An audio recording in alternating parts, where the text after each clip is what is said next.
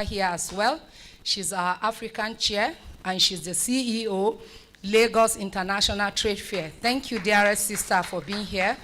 We have Her Excellency, my darling, darling sister, that anytime I call her, she will run and come, even without an invite. Just give me the date and venue, and she's here. She's here, Her Excellency, Mrs. Rochas Okorocha, and she's the founder of WODI as well. Thank you so much for honoring our invitation. We have, I saw a woman that is a king, a very humble woman. I met her yesterday and I told her I have a program today. Please, will you attend? And she agreed. She said she's going to be here. A humble woman. Yesterday, they told her to come and make a speech because she is the king. And she said, no, I'm the king, but I have a king that is my husband. She said her husband should make the speech. Her Royal Highness, Majesty Rachel Deja, she's from Congo, but lives in Taraba. Your Royal Highness, thank you for honoring our invitation. And we have our big mommy here, very big mommy, Malama Fatima Ogoyi. She's the wife of the former Chief of Defense Staff in Nigeria, a very wonderful, wonderful mother. Thank you, mommy, for honoring our invitation. Thank you, ma. And we have His Royal Highness, Chief Meredith Clayton B., Senior Paramount Chief of Education and Global Envoy of the Bokoloko Kingdom of South Africa. He came all the way from South Africa to come and support women. You know, our anthem said, in true equality, side by side. So see him, he's sitting by our side. Thank you so much, Your Royal Highness, for honoring our invitation. And every other guest, we have the NCWS here. We have Mrs. Effiong here. Darling sister, you are welcome. We have our sister from South Africa here. Dear sister, thank you so much for always supporting Focus Africa. Thank you, darling sister. We have Murjana Tubarau here. She's from the Qatar Foundation. Thank you so much for being here. We have her boss here as well. Thank you so much, sir, for supporting her always, for giving her the opportunity to be the first female to work in Qatar Foundation in Nigeria. Thank you so much. We honor you. Thank you for giving her that opportunity. She is my niece. Thank you so much. Her mom is here as well, and her mom is my sister, and I have some of my children here too. Thank you so much. We have our board members here too from Focus Africa. Oh, so sorry. We have the representative of the Minister of Trade and Investment here. So sorry, sir. Mr. Yakubu, thank you so much. God bless you. We are not taking it for granted. Thank you so much for representing the minister here. Thank you, and God bless you. So I will go to my speech. We'll continue to acknowledge our invites here. Thank you so much, and God bless you all.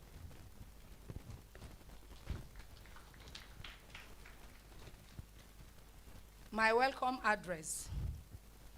100 leading and emerging women leaders in Africa, distinguished guests, empowered leaders, and inspiring visionaries. Good morning, and welcome to the Focus Africa International Women's Forum. Today, we stand in a room filled with the architect of Africa's future.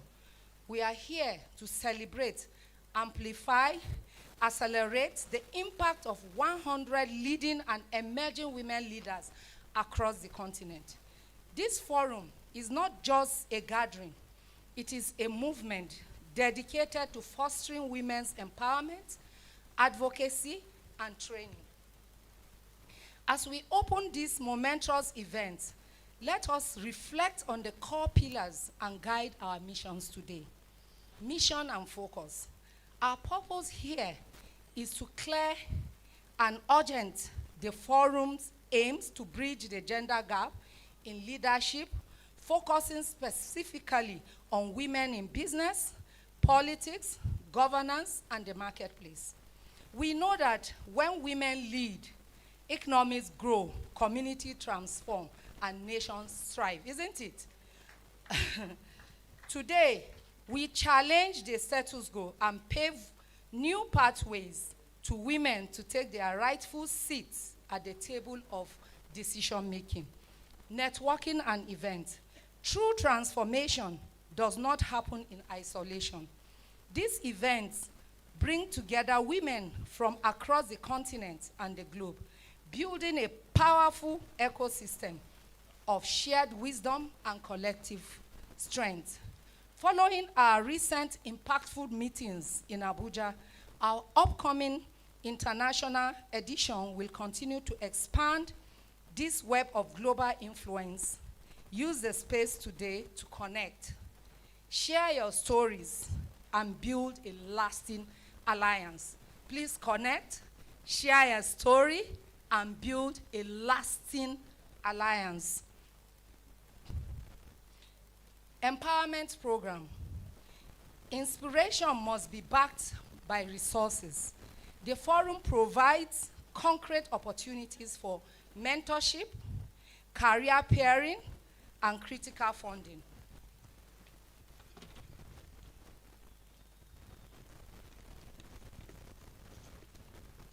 Through strategic initiatives like the 2023-2025 Entrepreneurship Support Funds, we are actively investing in the tangible tools and financial backing that emerging leaders need to turn their visions into scalable realities. Leadership and recognition.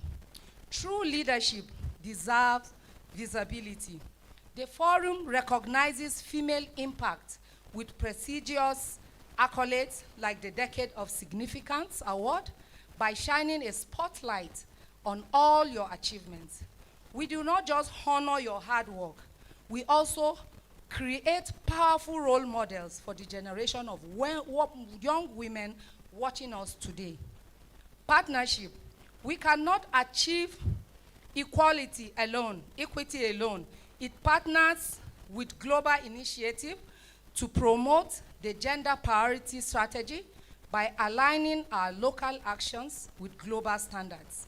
We ensure that our push for equality is systemic, sustainable, and supported by global network of alliance. Conclusion. To the 100 leading and emerging women here today, you are the catalysts for African transformation. Let us spend these few days learning, building, and rising together. Dear widows, thank you for being here. We have about 40 widows here too. Thank you for being here. You know I understand your pains too, because I'm one of you. Thank you for always supporting me. We always support each other. God bless you. Thank you so much.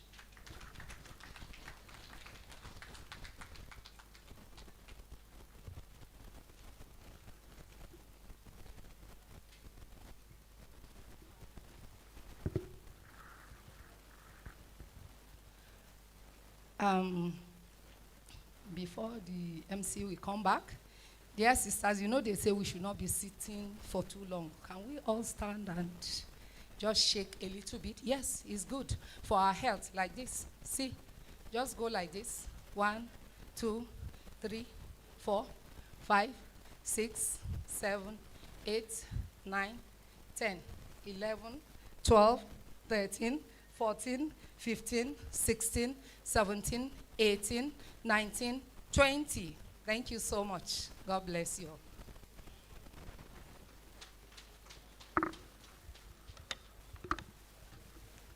Sorry.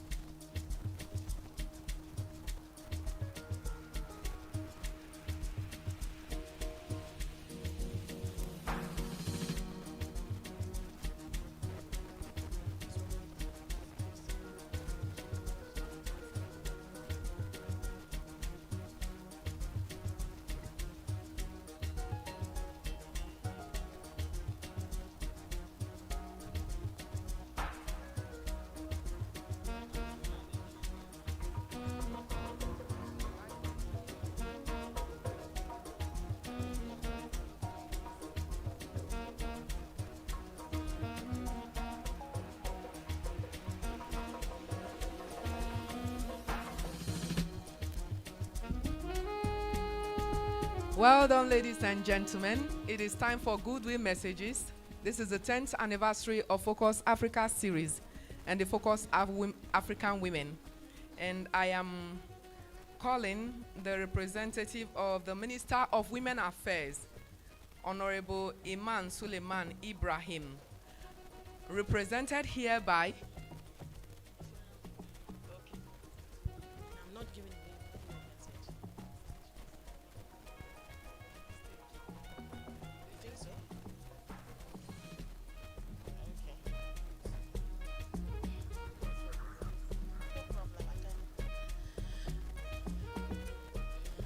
Good morning, everyone. Point of correction, MC. I'm not giving a goodwill message. It says opening remarks here. Yes, yes. So.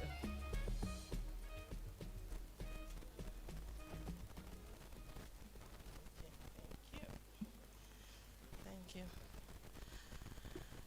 Good morning, everyone. Our distinguished guests. Okay. Our coordinator of this wonderful women's forum, our royal mother and royal father here, highly distinguished women, powerful Nigerian women here present. Good morning, everyone. It is my profound honor to stand before you here to give an opening remark on behalf of the Honorable Minister of Women Affairs and Social Development in person of Iman Suleiman Ibrahim, FSI. She sends her warm greetings to you and deep respect for the unwavering women gathered in this room here today, especially the phenomenal women that are being recognized today. She has asked me to read her opening remarks, and I'm going to read it. I must begin by congratulating the leadership of the Focus Africa series on celebrating a monumental milestone of consistently rewriting the African narrative, projecting our inner strengths and fostering continental impact across African countries.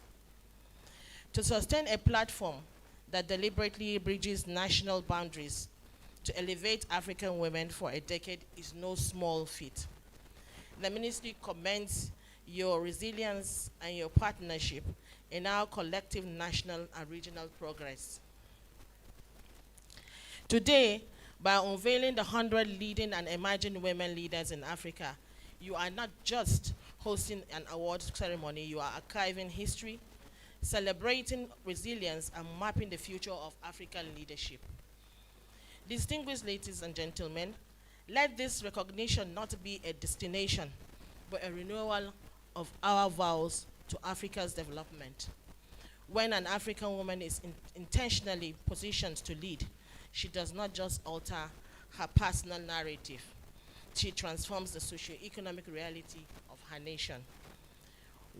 Our mission over the next 2 days is to bridge that gender gap seamlessly. We are here to ensure that mentorship isn't just a passive concept, but an active pipeline. Let's make a collective pact today. We are not here for empty inspiration, but we are here for economic inclusion, structural equity, and tangible partnerships that delivers results. When an African woman rises, she doesn't just change her own story. She alters the economic trajectory of her community.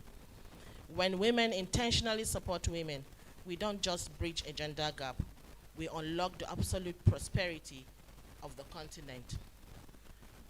Once more, I congratulate the 100 leading and emerging women leaders in Africa.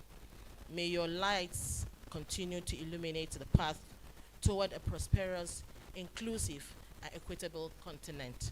Thank you, and God bless the Federal Republic of Nigeria.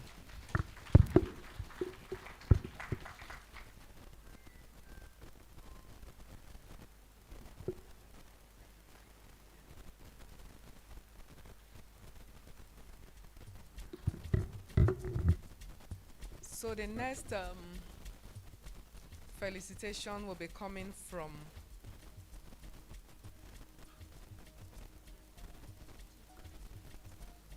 the representative of the Minister of Trade and Investment. You're welcome, sir. Please A round of applause for him.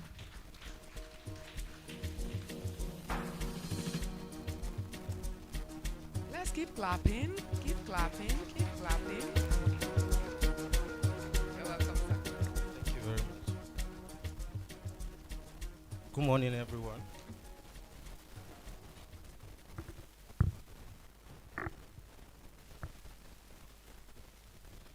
Thank you very much. I'm humbled to be here to represent the Honorable Minister of Industry, Trade and Investment.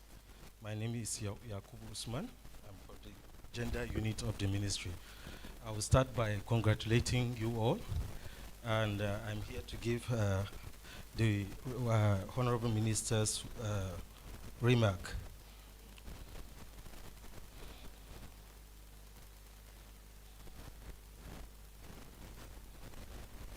Sorry, I was just called impromptu.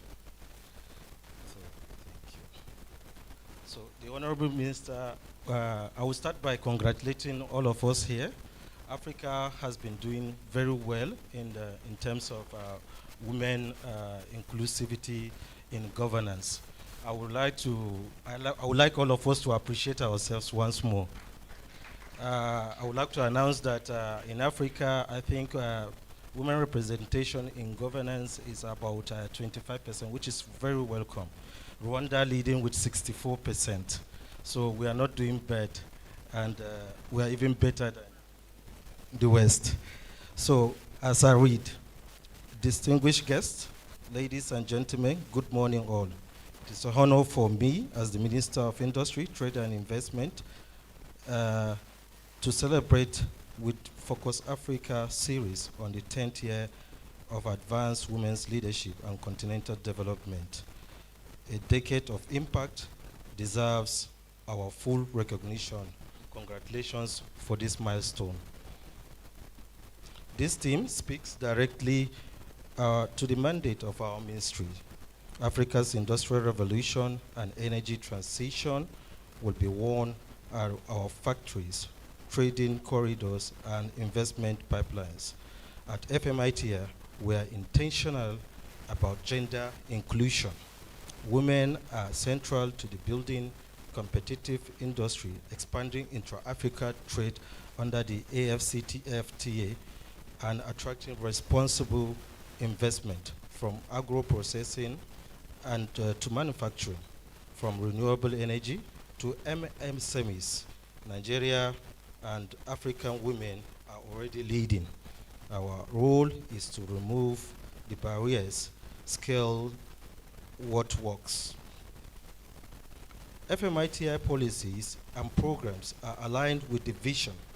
We are working to expand women's access to finance, improve access to industrial clusters, and strengthen capacities for standards, trade compliance, and export readiness, because a truly industrialized Africa is one where women have equity and ownership, leadership and decision making. No ministry can strive this alone. We need government, private sector development partners, and platforms like Focus Africa series working together. You amplify the voices of women investors, industrialists, and leaders.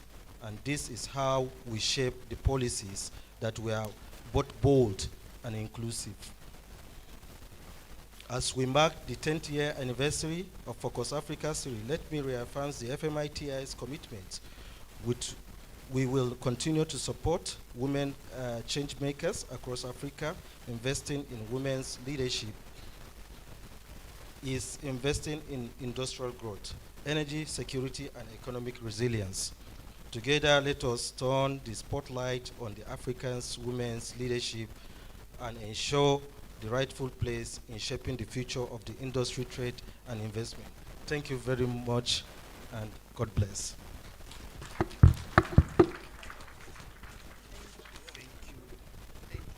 Thank you so much. Thank you. So the next person giving the goodwill message is Princess Edna Didi Azura.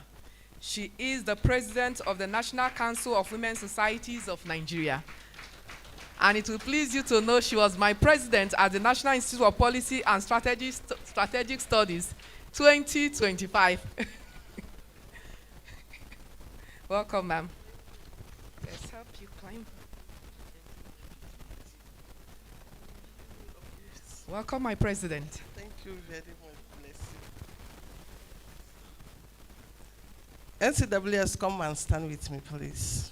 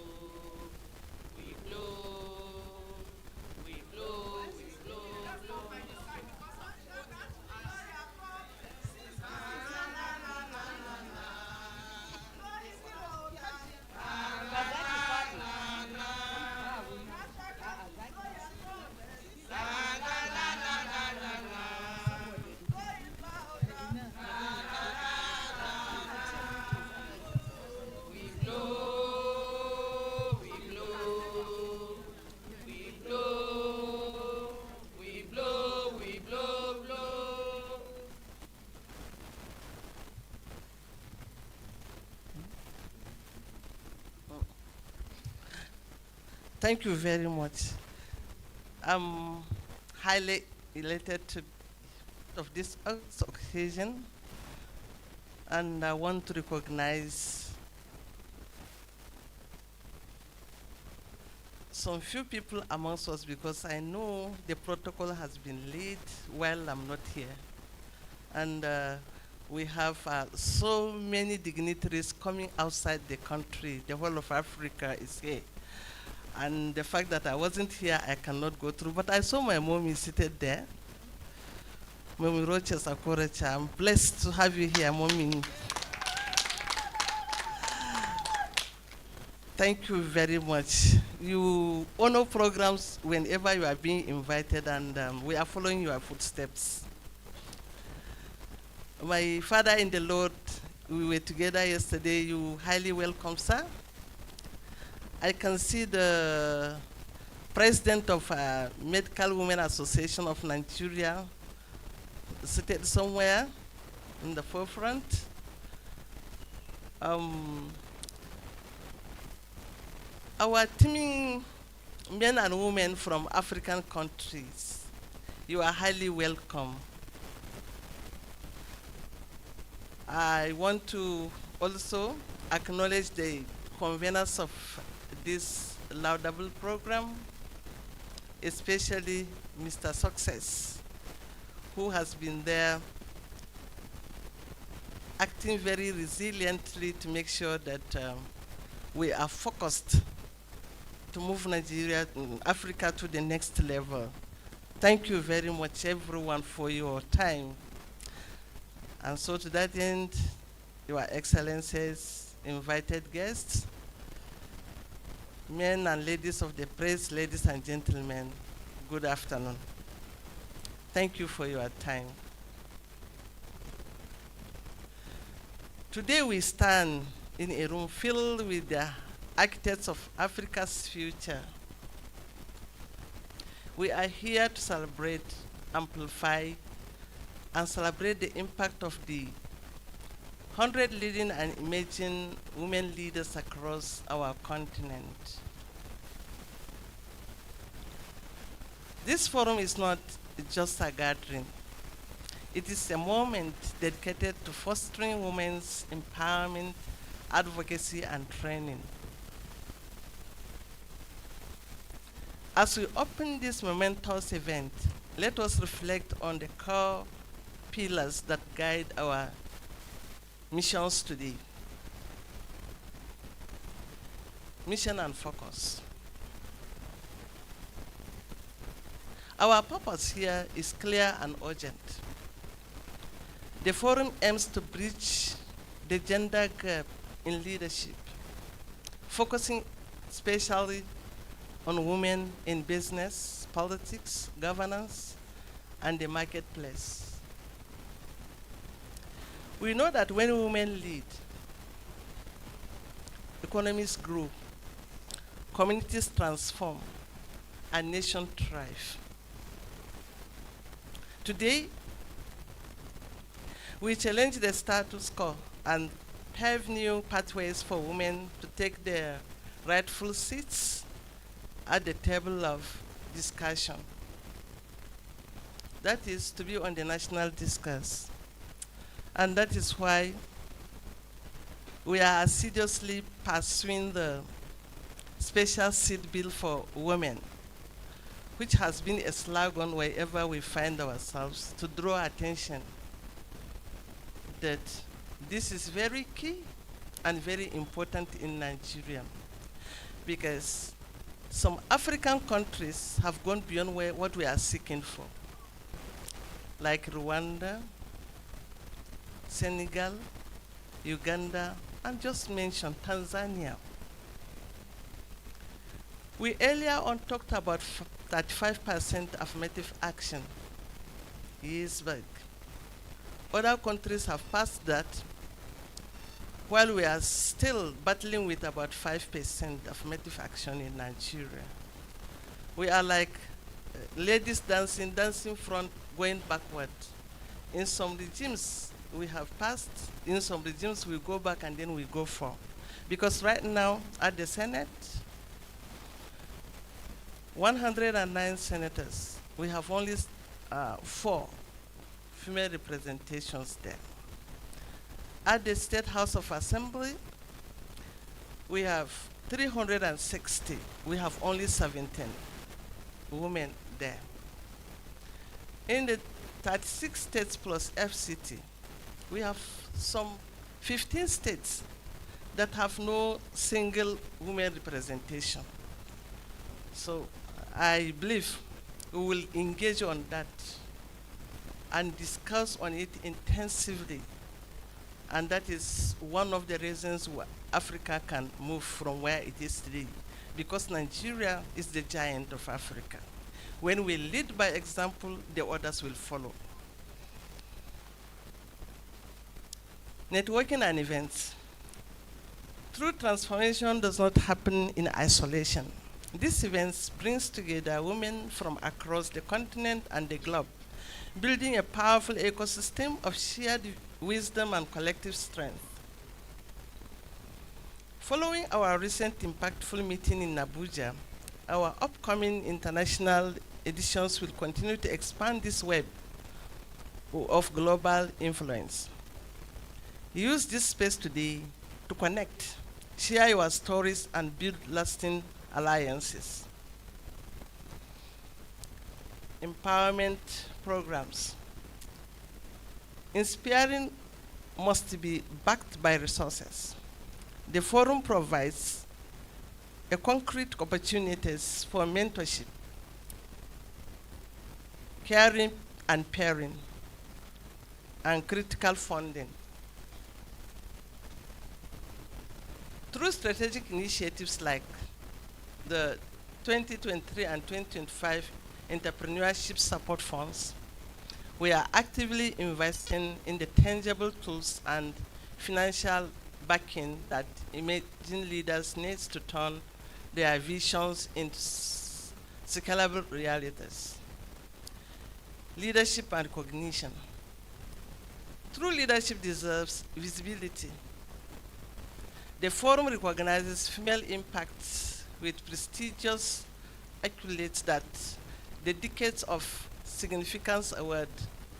By sharing a spotlight on your achievements, we do not just honor your hard work, we also create powerful role models for the generations of young women watching us today. Partnerships. We cannot achieve equity alone. It partners with global initiatives to promote the gender priorities strategy by aligning our local actions with global standards. We ensure that our push for equality is systemic, sustainable, and supportive by a global network of allies. Conclusion. To the 100 leading and emerging women here today, you are the catalyst for Africa's transformation. Let us spend this next few days learning, building, and raising together. Thank you and welcome to an extraordinary forum.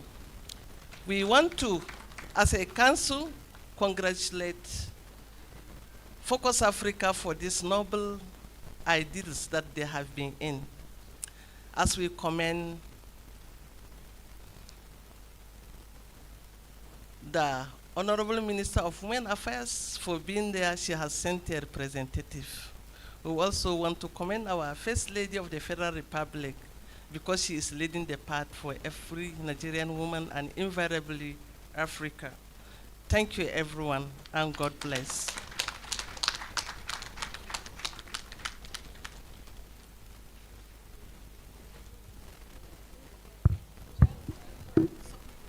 Can somebody snap us? We won't have opportunity again. They've been snapping. Thank you. Please be gentle about climbing the staircase, please. Please. Just hold on. Gentle.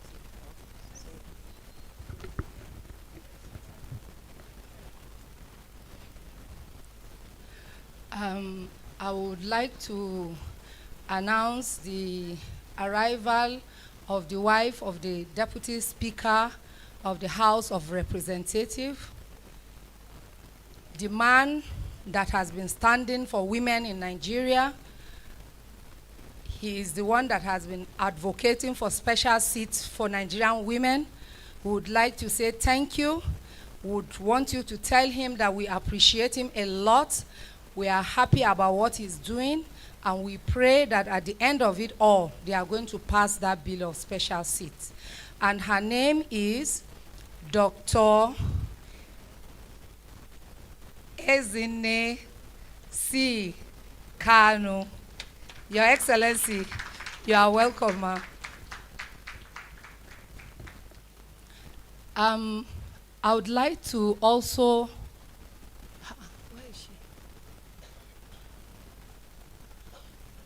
Oh, it's like she has gone, though.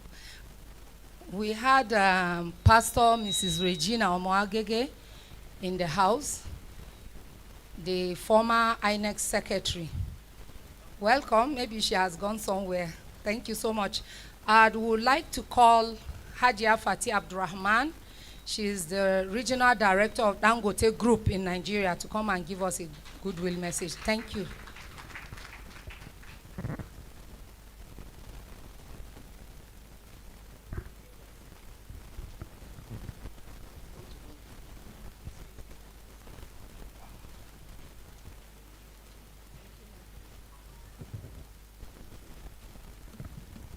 Assalamu alaikum wa rahmatullahi wa barakatuh.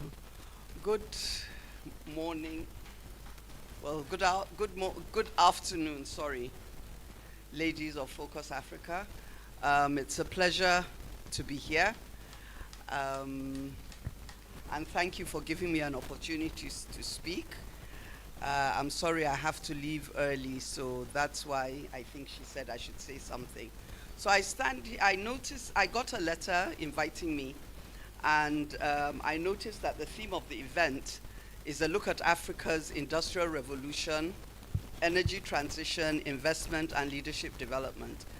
And as you mark a decade under the theme, a decade of impact, a future of possibilities. So I think I'm well placed to make this speech because we have,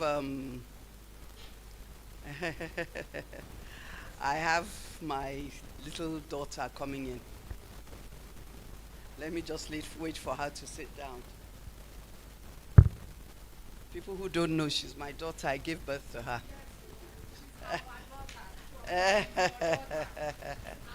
Sophia.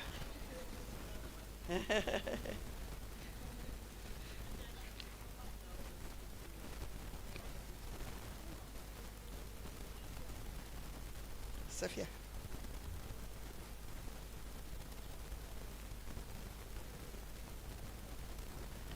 Okay, so welcome to the wife of the Chief of Army Staff, my daughter Safia Shaibu. So, okay, so as I was saying, with the theme of the program, I think I'm well placed to make a few comments. And we're talking about the industrialization of Africa. I'm sure everybody in this room is well aware that my boss is on a mission to industrialize Africa. Like he has said several times, he's in business in the world with a capacity of 650,000 liters a day. We now have a vision 2030, by which time we are going to double the capacity to 1.4 million barrels a day. Now, what this means is that Africa will refine its own crude oil. With the days, so right now we have the capacity to do Nigeria.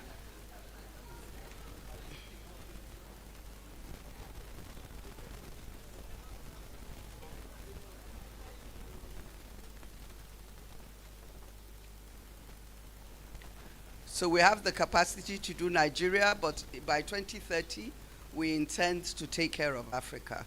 So apart from the refinery, we also have a fertilizer plant that does 3 million tons a day, which we are scaling to 12 million tons a day. And then, of course, our legacy industries in cement, sugar, salt, of which I'm on the board. We have Dangote, a partnership with Peugeot, which is Dangote Peugeot, we call it DPAN.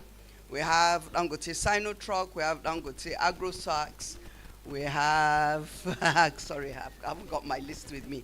But anyway, I'm just saying in the theme of this year's program, I'm very happy to stand here in front of you representing what I personally think is the greatest industrialist that has come out of this continent.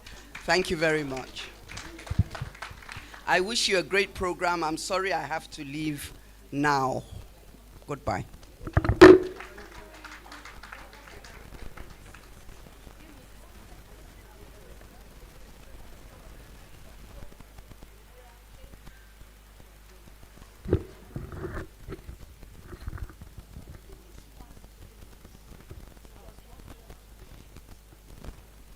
Thank you, dearest sister Hajia Fati Wali Abdurrahman. I would like to announce the presence of my president.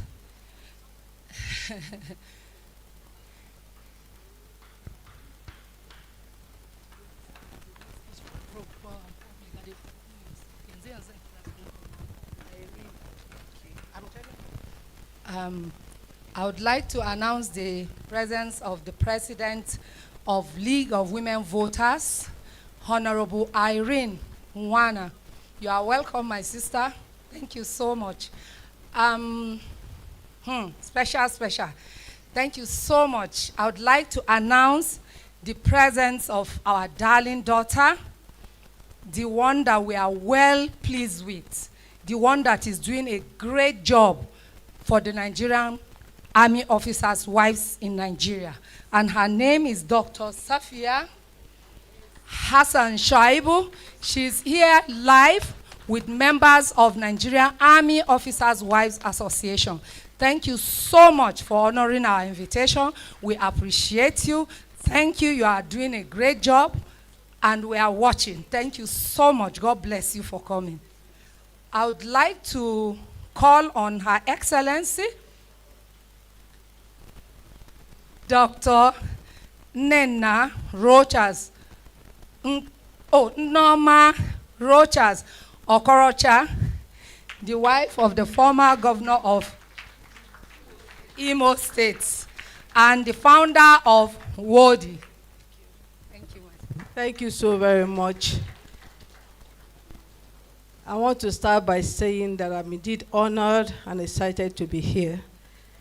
I believe that the protocol have been duly and well established, but I want to appreciate the leadership of Focus Africa, particularly my dear Dr.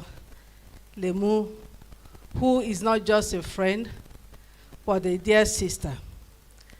Like she said, she just gave a call, and I had to keep running.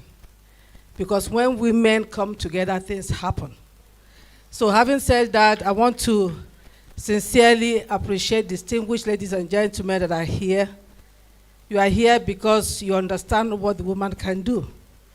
You are here because you understand the power of women coming together in a room like this.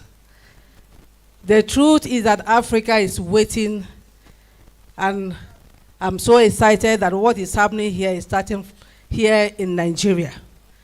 We are not big brother for nothing. And I want to say that the women have what it takes. Because when the woman gets it right, the community, the nation, and the world at large will get it right. So I'm happy with what is happening here. And for those women that have been recognized, of which I want to say I'm humbled to be one of them, it is a call to understand that we need to do more. So I want to wish every one of us here, and of course I want to also appreciate a powerful, I call her my presido, the woman that is driving the vehicle that is housing the entire women groups in Nigeria. You are doing a good job. In fact, when you were delivering your opening remark, I said to myself, that's my presido speaking. Thank you so very much.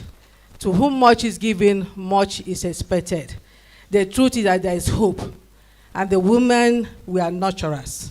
We have what it takes to drive not just our nation, Nigeria, but indeed Africa to the next level.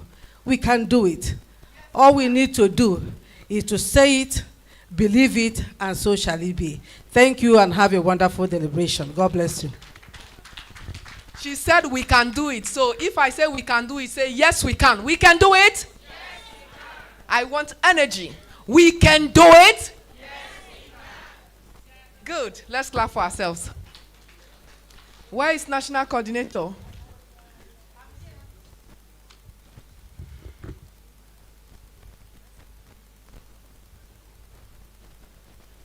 So I'm going to be inviting the president of the International Forum for Women in Mining, Honorable Dr. Janet Adeyemi, for her remarks. Goodwill message. Please, let's encourage her now. Yes, we can. Yes, we can. Yes, we can. Yes, we can.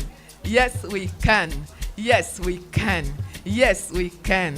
Yes, we can. Yes, we can. Yes, we can. Yes, we can. Good afternoon, everybody.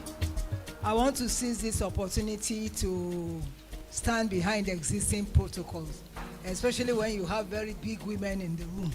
So I don't want to miss out anybody. So our guests, international visitors, our partners, I want to say thank you for coming to Nigeria. Mine is very short. Mine is to acknowledge everybody. But one thing I want to say is that we are in the age of knowledge, and we are lucky we are coming on board.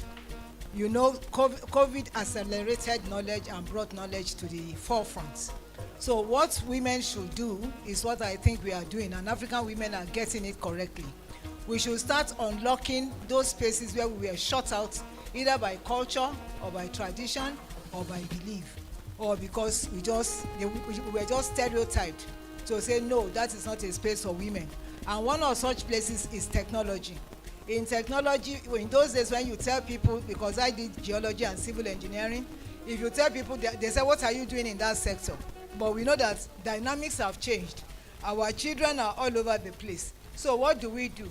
For us to have the political strength, for us to have the industrial strength, to have the economic strength, we have to start looking into places that are hitherto been said not to be a woman's place. And so Focus Africa is a melting pot where different diverse professions come together to rub mind and say, how do we impact Africa? How do we impact the next generation of young girls coming up? And this is precisely what we do in Women in Mining. Women in Mining is in 54 countries in Africa. African Union is driving it. and we are making waves. And I believe that in the next few years, you will start seeing the impact. Everything you are carrying, everything has metallic components. So I encourage us all. My brother from trade is laughing because I've accused him today to say, see, we have to break the window and make sure we migrate from what it used to be and start positioning women into the new things. So again, this is a period of networking. This is a period of building bridges. I hope to meet quite a number of you to sell that idea to you and understand the concept. Don't be driven away by any name. Civil engineering, geology, there's nothing to them. We can do it, our children can do it. So once again, you are welcome, and I wish us a successful deliberation. Thank you. Yes, we can. We can be in mining, we can be in petroleum, we can be everywhere. I want to invite ladies and gentlemen with a clap. I want us to invite Barrister Veronica Ndanusa, the African chair for the Focus African Women Forum, for her keynote address on the rise of the African women. She will be speaking on leading through influence. Leading through influence. Let's show her some love. Come on.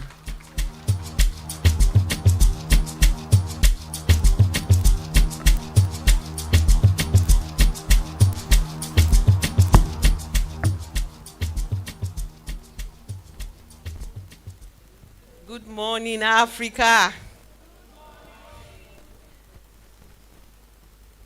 Distinguished guests, my sisters from across Africa, and my brother from the US, South Africa, and Kenya.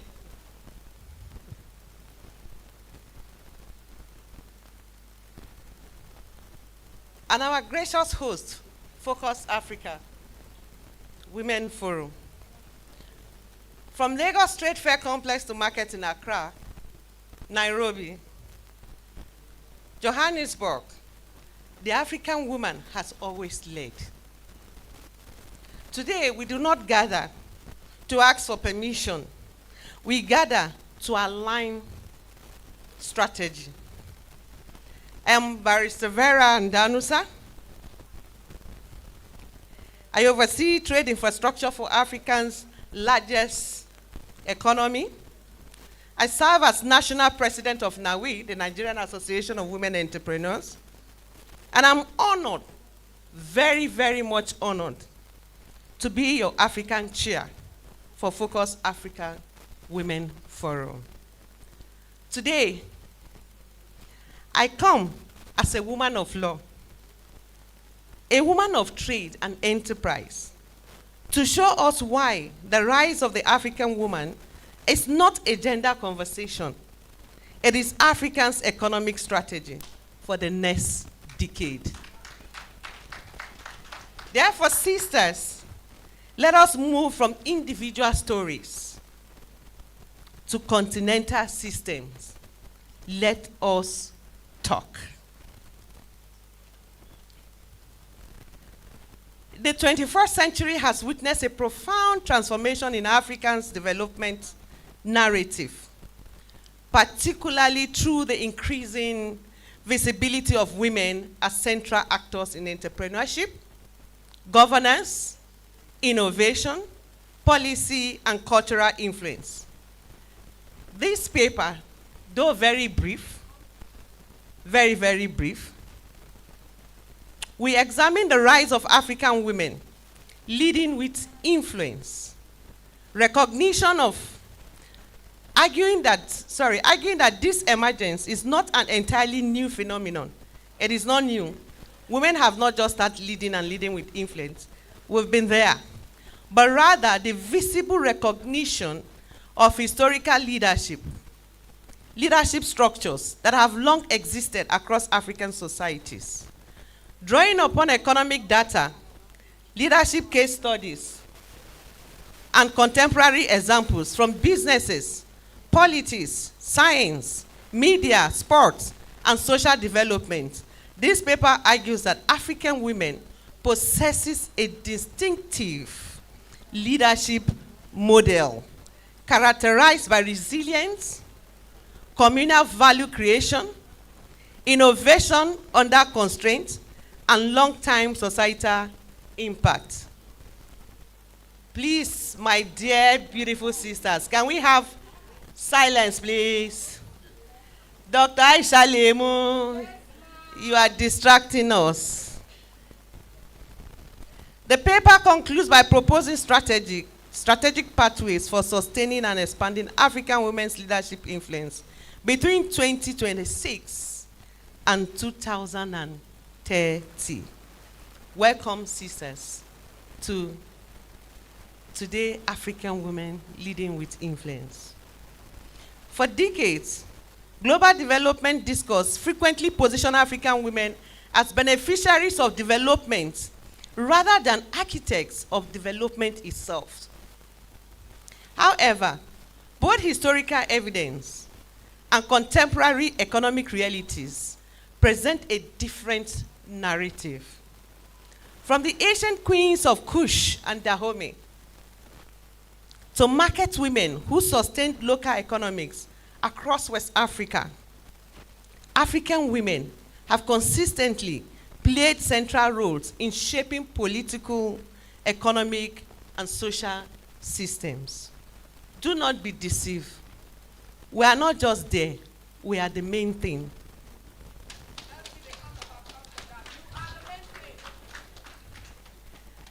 The transformation being observed in 2026 should therefore not be understood as the sudden rise of African women into influence. No. Rather, it represents a shift in visibility. Women who historically exercise influence informally through families, communities, and commerce are increasingly occupying formal leadership spaces in government institutions, multinational corporations, global organizations, and entrepreneurial ecosystem. While entrepreneurship remains a major engine of this transformation, influence now extends far beyond business. I'm glad to say that in this room, every woman present here is a leader. Every woman present here is an innovator. Every woman present here is an influencer. Yes, we have been influencing. We shape our family.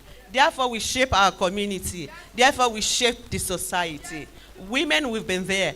We have just been recognized now. We hitherto have no voice, but now we are beginning to have voice. We are beginning to find our feet. So we must do more to go collectively instead of individualistic. Now, let me ask this question. What are the historical roots, present realities, and strategic requirements necessary to sustain African women's influence in the coming decade? The current momentum of African women leadership can be understood through three historical foundations. And one is economic foundation, the market matriarch. Long before modern financial systems were introduced, African women had already established sophisticated system of trade, rotating credit, and community-based commerce. True or false? We know how to do ajo asusu. I remember in those days, when you go to the market, you see this, I don't know if they still have it now. You see the people that goes to women collect daily contribution. And when you are in need of money, they give you credit, right? So you can see how innovative African women have been right from the beginning. The Mama Benz traders of Togo, women traders of Mokola market in Ghana, and entrepreneurs in Balogun market in Nigeria collectively developed strong traditions of financial literacy, trust-based transactions, negotiation, and supply chain management.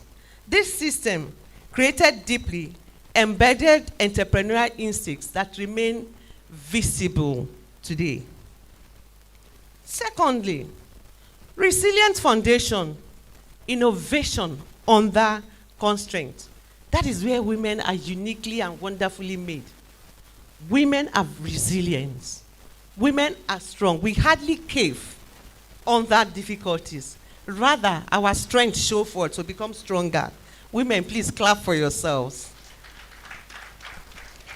Despite limited access to formal capital, weak infrastructure, and structural exclusion from traditional economic systems forced African women to develop exceptional adaptability. Between 2020 and 2025, economic disruptions, including post-pandemic recovery challenges, inflation, and currency instability demonstrated this clearly. Women-led small and medium enterprises consistently adapted rapidly through digital commerce, alternative supply sourcing, and operational flexibility. This resilience remains one of Africa's strongest competitive advantage. I believe each and every one of us in this room have one time or the other bought things online from women. Women like me that used to be afraid of the phone, today can pick up my phone and make order from all over Africa for goods and services. Is that not innovation? And this resilience remains one of Africa's strongest competitive advantages. Community Foundation, the Ubuntu leadership. African leadership philosophy has historically emphasized collective advancement rather than individual achievement. The philosophy of Ubuntu, I am because we are, continues to define much of African women's leadership culture. In business practice, this often translates into employment creation, mentorship, family investment, and community development. Studies indicate that women entrepreneurs frequently reinvest significantly more income into education, health, and family welfare than male counterparts. Our he for she that are here, I hope you are not offended though. That's the reality on ground. The influence of African women now extend across multiple sectors globally. Politics and global governance. Samia Suluhu Hassan currently serves as president of Tanzania, becoming one of Africa's most visible female heads of state. Sahle-Work Zewde became the first female president of Ethiopia. Our own Nigerian Ngozi Okonjo-Iweala made history as the first African and first woman to lead the World Trade Organization. Rwanda maintains the world's highest female parliamentary representation. And I know that very soon, Nigeria will get there. Nigeria will get there. Yes. I had our leader, our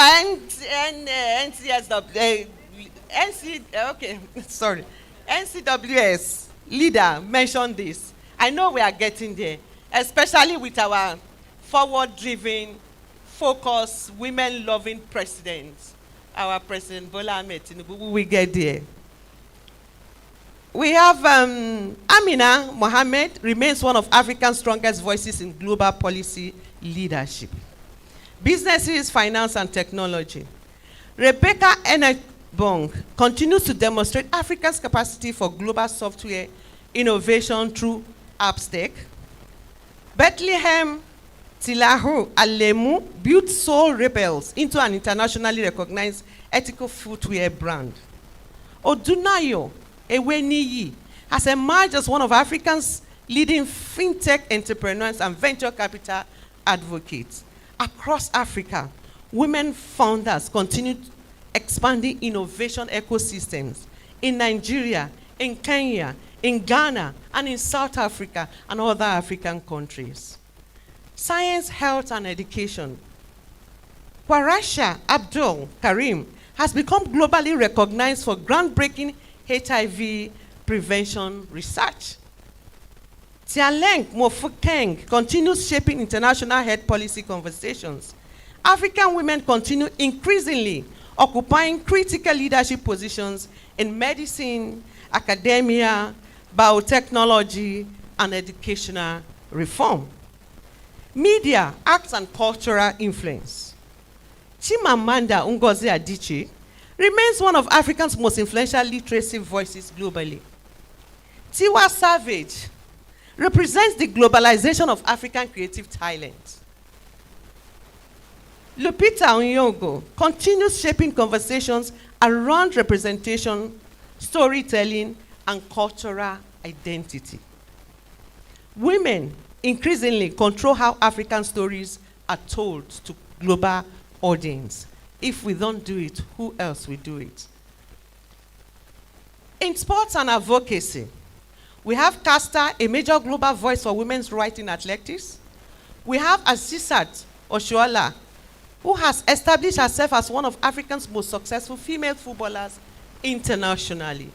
Women in sports continue breaking structural barriers while expanding representation. Social impact and community development. Leymah Gbowee remains an enduring symbol of women-led peace building. Across Africa, women-led associations continue shaping local policy, healthcare access, and educational development. Current economic data, why this matters. Why did I take up some of your time to bring this up? The economic argument supporting women's leadership remains compelling. Women own approximately 1/3 of all businesses across sub-Saharan Africa, representing one of the highest female entrepreneurship rates globally. Research suggests that reducing gender gaps in finance and labor participation could contribute hundreds of billions of dollars to Africa's GDP by the year 2030. Women entrepreneurs consistently create strong multiplier effects by reinvesting earnings into education, health systems, and community development. Economic inclusion, therefore, produces long-term societal returns beyond individual profit generation. Now, with all these achievements, are there challenges? Yes, of course, we have challenges. And challenges remaining in 2026. Despite substantial progress, structural barriers remain significant. Capital gap. Women entrepreneurs continue receiving disproportionately low access to venture capital and institutional funding. Network gap. Access to high-level mentorship, procurement systems, and strategic partnerships remain limited. Policy gap. Legacy systems, collateral requirements, and regulatory frameworks continue disadvantaging women entrepreneurs in multiple African economies. Perception gap. Persistent stereotypes continue limiting women's participation in technology, manufacturing, export trade, and executive leadership. Distinct characteristics of African female leadership. African women's leadership models possess several distinct characteristics. Communal values creation. Success is often measured by the number of lives positively impacted rather than financial profit alone. Frugal innovation. The ability to build scalable systems under resource limitations remains a defining strength. Values and trust. Business reputation and community credibility remain foundational. Long-term legacy building. Leadership frequently focuses on building institutions capable of benefiting future generations. Strategy, what is the strategy for?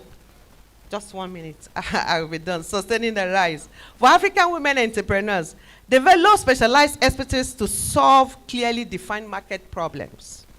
Build stronger financial discipline through measurable business performances.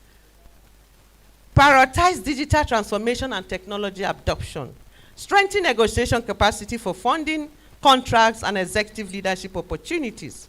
For investors and institutions, expand access to alternative financing systems and reduce collateral barriers. Establish procurement policies. I know while working with Bill and Melinda Gates Foundation, we worked on these procurement policies. We lobbied for women to be really, really factored into procurement in Nigeria. Move beyond training programs towards sponsorship, mentorship, and structural advocacy.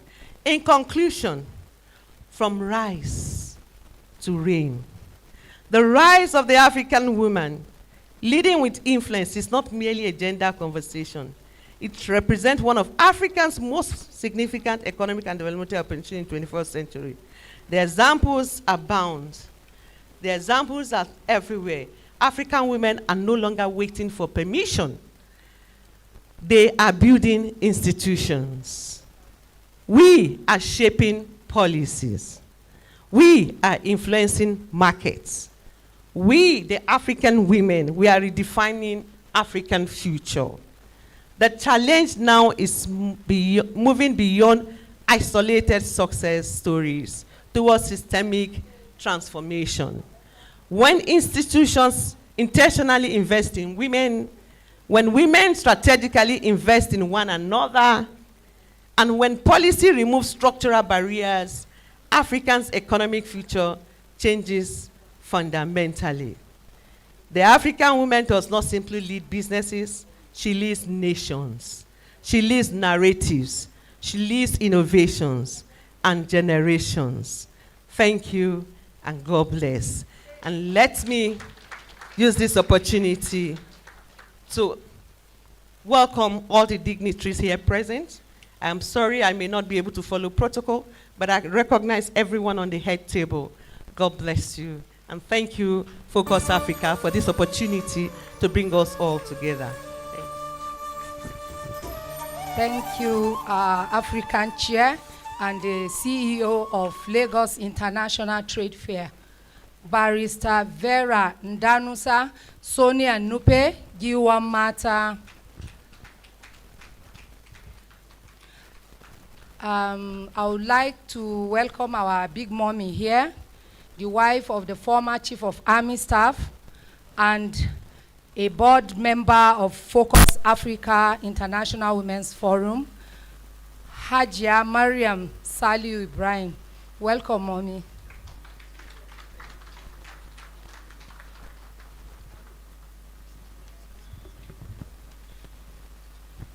Welcome, Ma. Thank you. Did we learn? Did we listen? She was talking about strategy. You don't get anywhere without strategy. And before we continue, I'm going to share a principle with us. The principle, I learned it taking my daughter to school. Then she was just about 6 years old. She's my last child. Now she's 14. And she is not this kind of coordinated child. She's very scattered. So I was taking her to school one day, and test was supposed to be taking place that same day. And she said, "Mommy, hey, I did not carry my notes home. And it is the test, I think it was mathematics, and it was mathematics test that she was supposed to be having that day. And I just lost it. Ifeoma, what is wrong with you? Ifeoma, there is no last born in life. The same test other people are doing, the same test you will do, Ifeoma. What is wrong with you?" I scolded her so much that she started crying. And by the time I stopped at the school gate, my daughter was completely, she was crying. She left and entered into the school. And something came to me. Ogo, that's my name. What did you just do? Why are you angry at your child? You were angry because she didn't study. Your reaction to her not taking her note to school, will it make her perform better on that test or make it worse? She didn't take her note to school. You are the adult. You would have just started doing revision as you are driving. Ifeoma, so what was the last example you did? Was it division? Was it multiplication? You would have put her in a good mood to perform better. Now, your daughter didn't study. You scolded her so much and you brought down her morale that she's going to perform worse. So I learned the principle of intended result. Anytime we communicate, we should communicate not based on our emotion, but based on the result we want to achieve. Can somebody clap for me? So that is my principle of intended result by In the corporate world, I call myself Oxygen because my two names are OO. So instead of saying OO, I say this is Oxygen, the principle of intended results. So whether things are not going the way you want it or not, before you react, ask yourself, which result do I want to achieve? And regulate yourself to work and function in the intended result, not on the current situation. So coming now, I am going to be introducing Reverend Dr. Ugochukwu Unachukwu.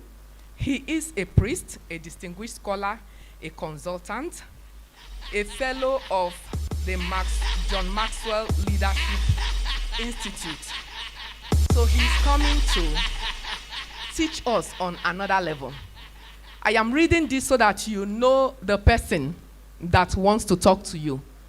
There are facts, there are strategies, there are things that you can apply immediately to make your life better. He is the president of Sky Leadership and Entrepreneurship Academy. He's an ex-bank manager. He's also part of advancing professionalism and labor in the country by serving as the secretary of the Chartered Institute of Bankers, East Nigeria. He's an author, a TV and radio host with tremendous followership. He's the patron of several organizations. He served as a chief of staff to the military governor of Imo State. I can go on and on and on. He is the lead pastor, senior pastor, Recovery House Church, with branches in several continents of the world. He is married to his beautiful wife, Ugochi, and blessed with several children. Let's make welcome to Reverend Dr. Unachukwu Ugochukwu.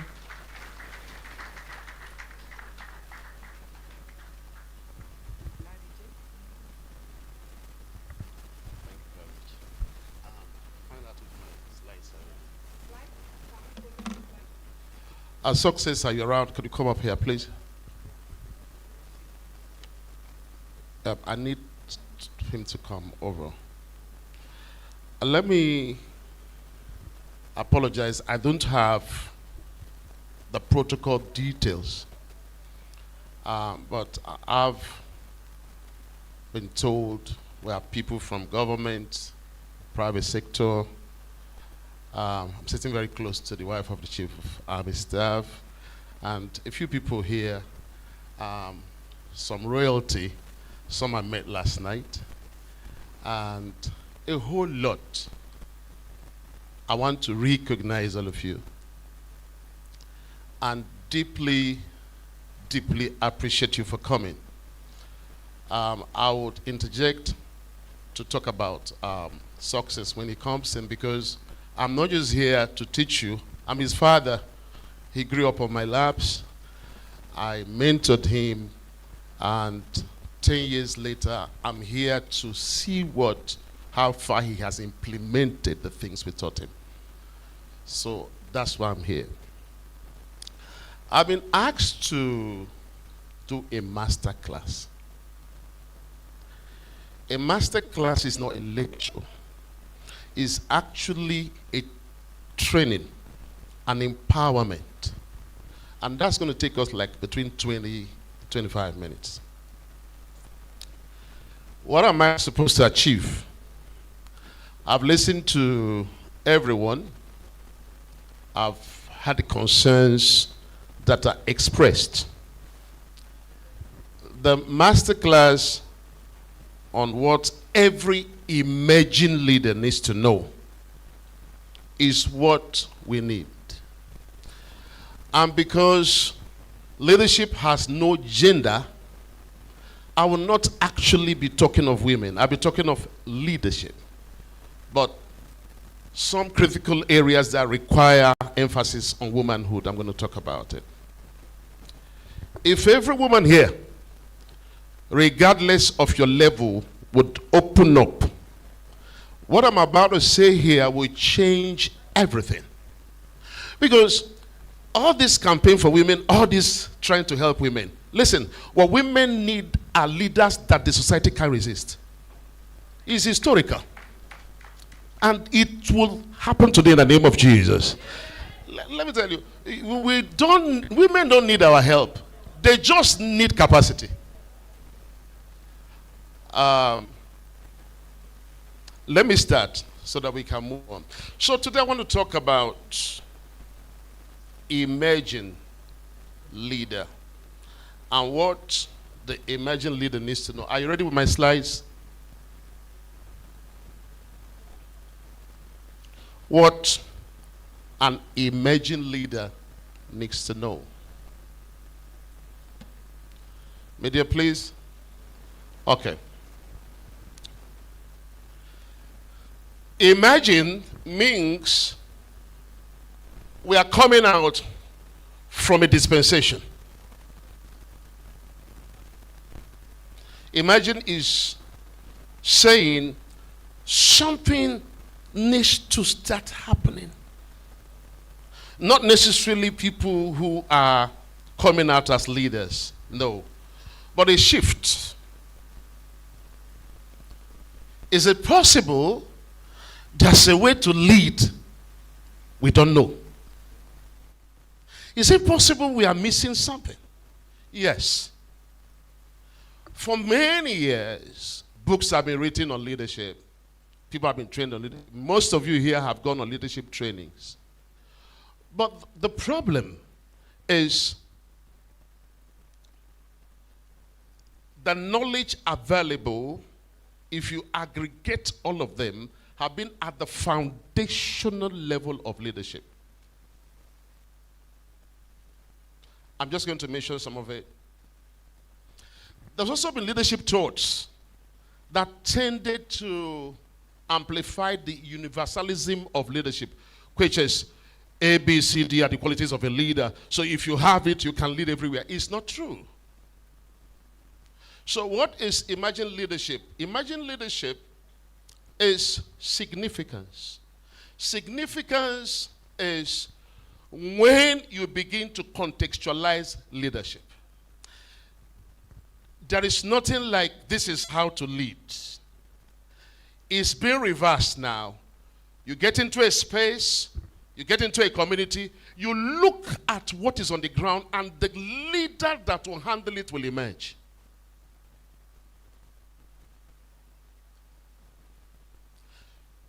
Let me repeat that again.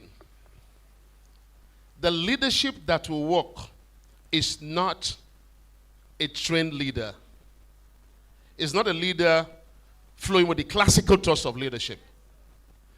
But a leader who gets into a place, looks at what is on the ground, and evolves out of the reality to achieve these following things. Inspire change. Solve problems. Unite people and create opportunities. That's why I'm here. Let me use 3 leaders. Is anybody from Burkina Faso here? What of Rwanda? Okay, so let me show you what emerging leadership is. We have a leader in Burkina Faso, and the whole world is clapping. We have another one in Rwanda, and people love what he is doing. And many years ago, a man took Singapore from zero to where it is. Now hear this. If you look at these 3 leaders, they are different profiles. If the man at Burkina Faso is profiled against the classical leadership, I'm the trained John Maxwell trainer. That's not why I'm here. If we have to match that man, we wouldn't have given him that office. What is on ground requires a man like that who will say, I don't want democracy for now. That is it. I don't want it. So the West can say what they like, but they are building bridges, they are building roads. People can go to hospital. It's working for them. Are you hearing me? If one man from Oxford who knows all the principles of leadership was elected president, by now they will be giving lectures, doing seminars, doing expos. That's not what we want. Look at what the man at Rwanda has done. This thought is not new. Many years ago, somebody said, Nigeria needs a benevolent dictator. I mean, we didn't get into it because people will get angry when they had dictatorship. But the person was talking about a leadership that will respond to the reality. And I hope you know leadership is not just about the country. I'm talking about your homes. If you bring 2 men here, or 3 men here, if they have to lead their homes, and they have 3 personality types of wives, if you go and bring the qualities of a good husband, and you say all of them use it, it will not work. You husband according to the reality on ground. Do you know that some wives, if this happens, if you just frown your face, they know what you're talking about. There are those you need to do a lot of things before they can understand you. Are you getting where I'm going to? So I'm going to dismantle everything you have been taught about leadership. Let's stop all these things. Let's stop deceiving ourselves. Nigeria today needs a leadership that will evolve out of Nigeria. And do you know the issue about significant leadership? They're not loved initially. The international community does not clap for them, but their results speak. Did you understand me now? So, the emerging leader must think distinction. The emerging leader must be willing to be lonely. They won't invite you to their forums where they use their classical thoughts. You must be willing to be isolated.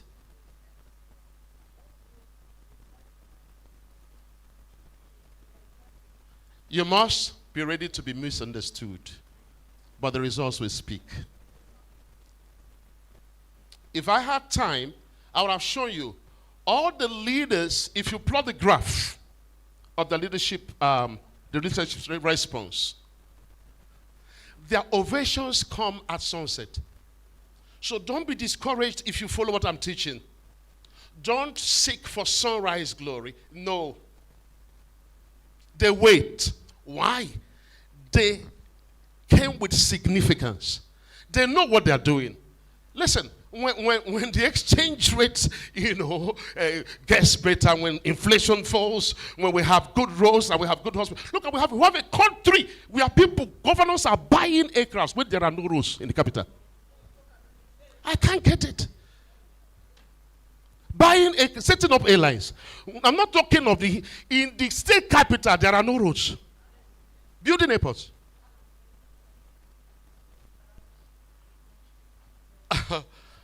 And let me tell you, I don't want to sound controversial. I'm a man of God. But if you know the deeper things about all those projects, you won't understand. We are in a country where the private sector is not driving the economy.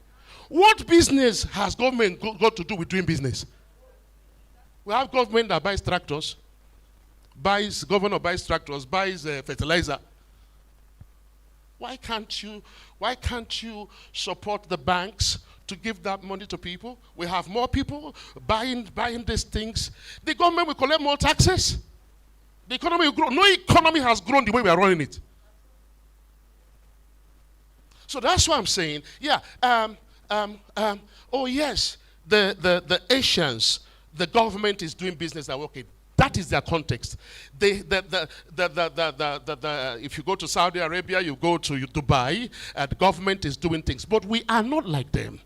The cultural reality is such that they can operate that kind of macroeconomy and it will work. So here in Nigeria, diversity of languages, diversity of religions, we need to look at what will work.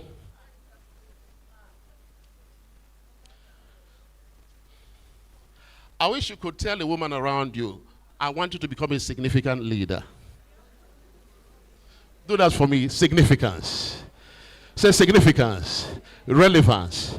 That's the future. Clap, clap, clap, clap, clap, clap. You know, I'm a pastor. We always like where there is noise. Okay. All right. If I've let into that, let me just go quickly.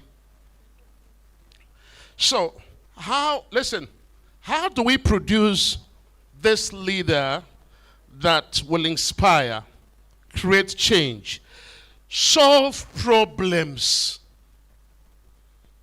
Unite people. Create opportunities. The first thing is the foundation. So I'm not going to be talking about that. Could you bring it out, the second slide? So please try and find time to get foundational leadership thoughts, which are psychological. These are the things they teach you in leadership schools, but it's important. So leadership of self, I'm sure you know those things. Interior governance is what drives exterior governance. I hope you know all of that. If you cannot govern yourself, you cannot govern yourself. All those things, they teach you recognition issues. Don't bother about recognition. Take your time. Your work will get you recognized. Character development, have integrity as a leader. A leader must be sincere, build capacity, make sure you're training, ethics and values. You must have communication skills, you know, those kind of things. Not all great leaders are orators. So that's why I've come to create this shift. These are all the things, you know, I have a leadership that I teach people these things, up to relationship and mentorship. Now, you know that, but I'll tell you that at times, significant leadership quarrels with a mentor. Particularly if the mentor is not relevant to your context. So that's where we're going to end. Please read these leadership books. Who said this? A leader is a reader. I don't know who said that. So don't just stay there. If you want to, who said all of us are leaders? I think it's the beautiful lady there. I love that statement. All of us are what? Leaders. Yeah, all of us are leaders. So please, let's cultivate a habit of reading. Reading. It's very, very important. So it will give you a foundation. Now, to why I'm here. After you have laid the foundation, people who are listening to me from around the world, there are 7 laws that will make you significant. How can I have a leader and there's no change? I'm not progressing. Leadership that is imagined has nothing to do with affluence. We have leaders that drive beautiful cars, dress well. How many of you saw Mahatma Gandhi? It has nothing to do with those things. They're great leaders. It has nothing to do with titles. Like in my own area, Archbishop, Professor, all those things are not important. It has nothing to do with even position. The scriptures I teach is very heavy on people who laid without title, who took over. So you don't need to be at the helm. You see, the helm's man mentality is part of what the emerging leader should know. You don't have to be at the helm to make a change. You must know how to be able to call the shots, lead from wherever you are. This is where we are. 7 laws, number 1. The emerging leader must know these 7 things. The law of futurism.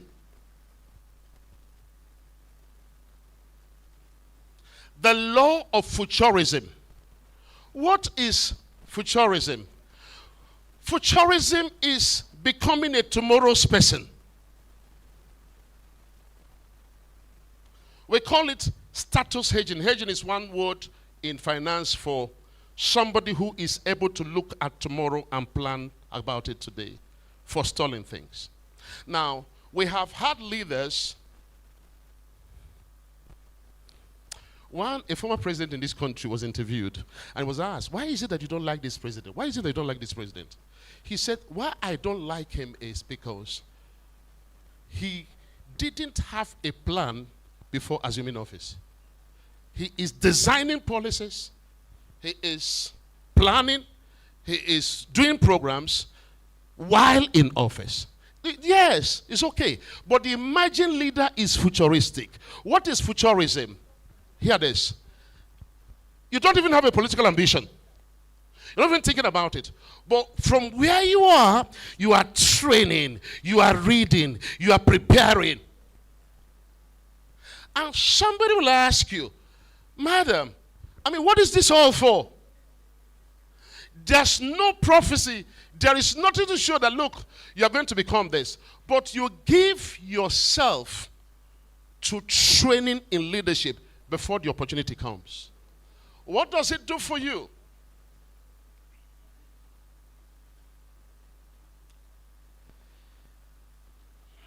A leadership thinker, Ritu Hansel, said, futurism is taking charge of your career right from the onset to nurture the qualities a leader has. What he's saying is, like you are a clerk in a bank. You don't have to be a manager to start learning about management, to start training the future. Dr. Emeka wrote something that I love so much. He says, the future belongs to leaders, hear this, who prepare today for responsibilities they have not received.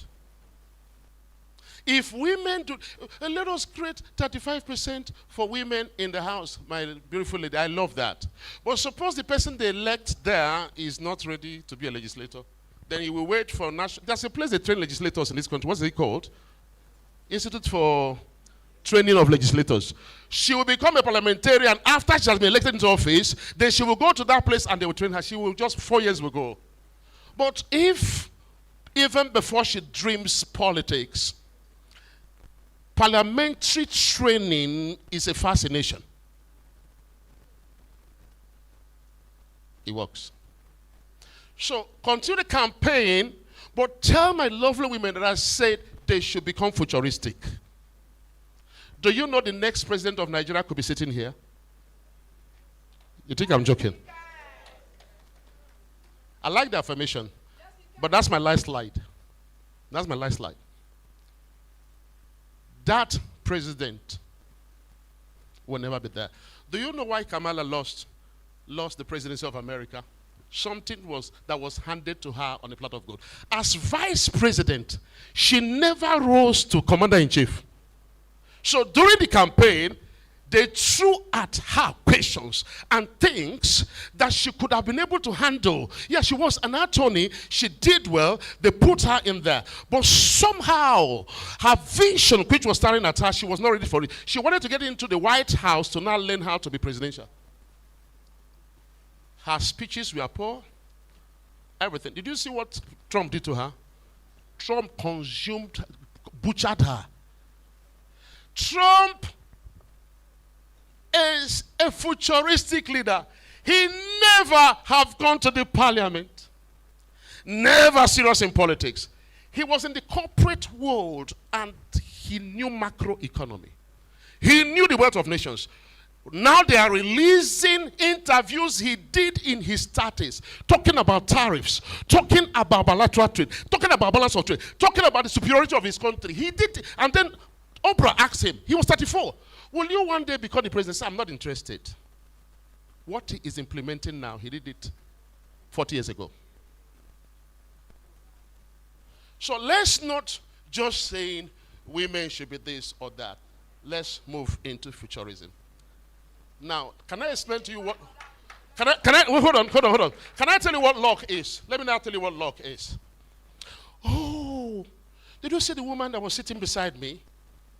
Do you know she's just been announced as so-so, and she's doing so well. Hear this, I said two things.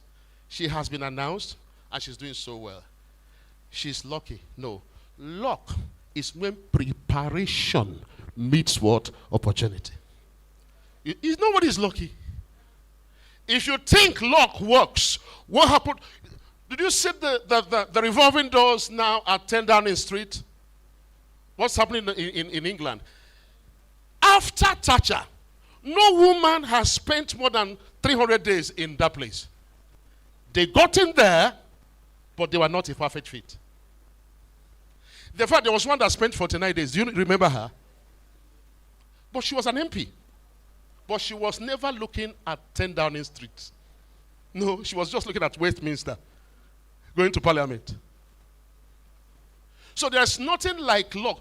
Listen, when you prepare in advance, you don't need to have a dream. That's archaic philosophy. You don't need to have a vision. Just keep equipping yourself. Just keep going. One day, the opportunity will come. You will not just be a perfect fit. You'll be sustainable on it. Am I talking to somebody? That is hedging. As you campaign, please hedge. Can you say after me, when preparation meets what? What happens? Huge, huge success. Now, can we now put it this way? When preparation, so when lack of preparation meets opportunity, what is the outcome? Colossal, no, qualify for me. Colossal failure. A word is enough for the wise. Please, I have 15 minutes. 15 minutes. The second law, go quickly there, is the law of inclusion. Please hear me. I won't waste time on this. The law of inclusion. Most leaders, we are trained without understanding the necessity that the future world will not have barriers. Through our religious thoughts, through our personal values, there are people we don't want to talk to. There are people we don't want to associate with. Yes, it was okay if your ethics is virtue ethics. But virtue ethics is gone. It's gone. It's gone. We're looking at situational ethics. So let me just read what we have here. So I'm saying this. The future leader must embrace integration. Somebody say integration. And think equal opportunities. Who would have believed that in Nigeria a time was coming when women would say, look, we want a higher representation. If you become a leader and you don't understand inclusion, that's the future. Who would have believed, for instance, that robots will be part of the workforce? Part of drivers, part of this. Hear this. People who were historically excluded, hear me, not only gender, because of race, gender, sexuality, and ability are now part of the leadership charge. So don't become a leader tomorrow and say, I don't like homosexuals. I'm a pastor. I don't like an Igbo man. I don't like Yoruba people. You will fail. Inclusion. Nepotism and lack of inclusion is part of what is making most leaders not have the kind of team that will deliver. I don't want to mention names. Who has an Apple phone here? iPhone here? Okay, when you go back, Google the personality of the man behind it. He's gay. And he's the biggest taxpayer in America. So suppose you don't understand, you will say, look, that company will not accept the tax because it's contaminated. One man is telling you that the money is confident. The liberal thinking is important. Even disabled people. Listen, I'm telling you the problem. I'm not a politician, but go and check. Inclusion compromises in terms of race, ethnicity, in terms of gender. That is what is killing Nigeria. Listen, all this problem we are having with oil, all these areas. Do you know that one woman could just be put there now and it will work? I'm looking forward when a woman will become the Minister of Defense. And the insecurity will stop. You won't believe me. That's what I'm saying. Because we have been wired in a certain way. Yes, let me tell you. Until we get to that point, where we begin to aggregate our resources, it will not work. Let me just finish. I'm going to send this, so it will be on your platform, that the teaching note, I'm just in the PowerPoint. I'll send the teaching note so you get the details. The third law is the law of balance. Can I shock you? 70% of women in leadership positions are sick globally. Their medical records. 60% don't have a family. 50% don't have a life. Law of balance. The future leader, my people, must understand the definition of real success to mean a balanced and integrated whole and complete. Family health, personal fulfillment should never, I want to say it again, your family, your health, your personal fulfillment should never be sacrificed for leadership. It was before. Have you heard a woman say, I'm married to my job? You've not heard it before. You know, because of the job I do, I have little time for my children. You retire from that job. And those children, you call them, they tell you they are busy. Why is it that post-retirement life of leaders, particularly women, is horrible? They overwork themselves. They want to compete. They don't take care of themselves. They don't take care of their families. That's not leadership. That's not success. It doesn't work like that. Margaret Thatcher's husband visited her at 10 Downing Street for 15 years. And after that, they were still living together. She has the toughest job in the world, but it didn't affect her life and family. Please prioritize family relationship. Prioritize your health. Prioritize spiritual growth. Prioritize personal development. Number 4, I won't waste time on this, you know this already, it's taught in the foundations. We have 2 intelligences, please hear me. But what I want you to do, we call it power intelligences, the 2 things that when you become more literate, if you are illiterate in this area, already gone. But if you become more illiterate in the 2 power intelligences, one is financial intelligence, the other one is emotional intelligence. What you have now is not enough. I know it because you don't have savings, because of the way you spend, because of resource allocation. I know you have it. It's so horrible that the woman that rose to the highest level in the oil sector today is being dragged all over this country because of lack of financial intelligence. It's a bad example for women, because women are known to be frugal and prudent. What happened? Emotional intelligence, please. Those 2 power intelligence are very, very important. So this is in my note. Just hear this. Financial literacy is leadership hedge against failure and lack of influence. Somebody talked about influential leader here. Listen, if you're a leader that is broke, nobody will respect you. If you're a leader that runs the organization into bankruptcy, nobody will respect you. Of course, emotional intelligence, that is taught all over the place. All I want you to do is to take it to the next level. That's the imagined leader. And what are you supposed to do? Realize that people rarely obey or follow leaders because of authority. Authoritarian leaders have no future.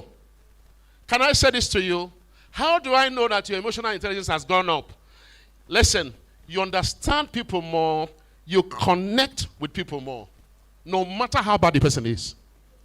Listen, leaders with emotional intelligence are actually those that raise leaders. Their learning curve is longer. Their patience is limitless. They understand people. You could have that woman in your office that is going crazy, and instead of saying, this woman is crazy, you go and investigate. She's having family problems. That's emotional intelligence. And meanwhile, invested in her is what will change your company. So if you don't understand it, I've given her 5 questions, she should leave this place. I know you've been taught financial intelligence and emotional intelligence.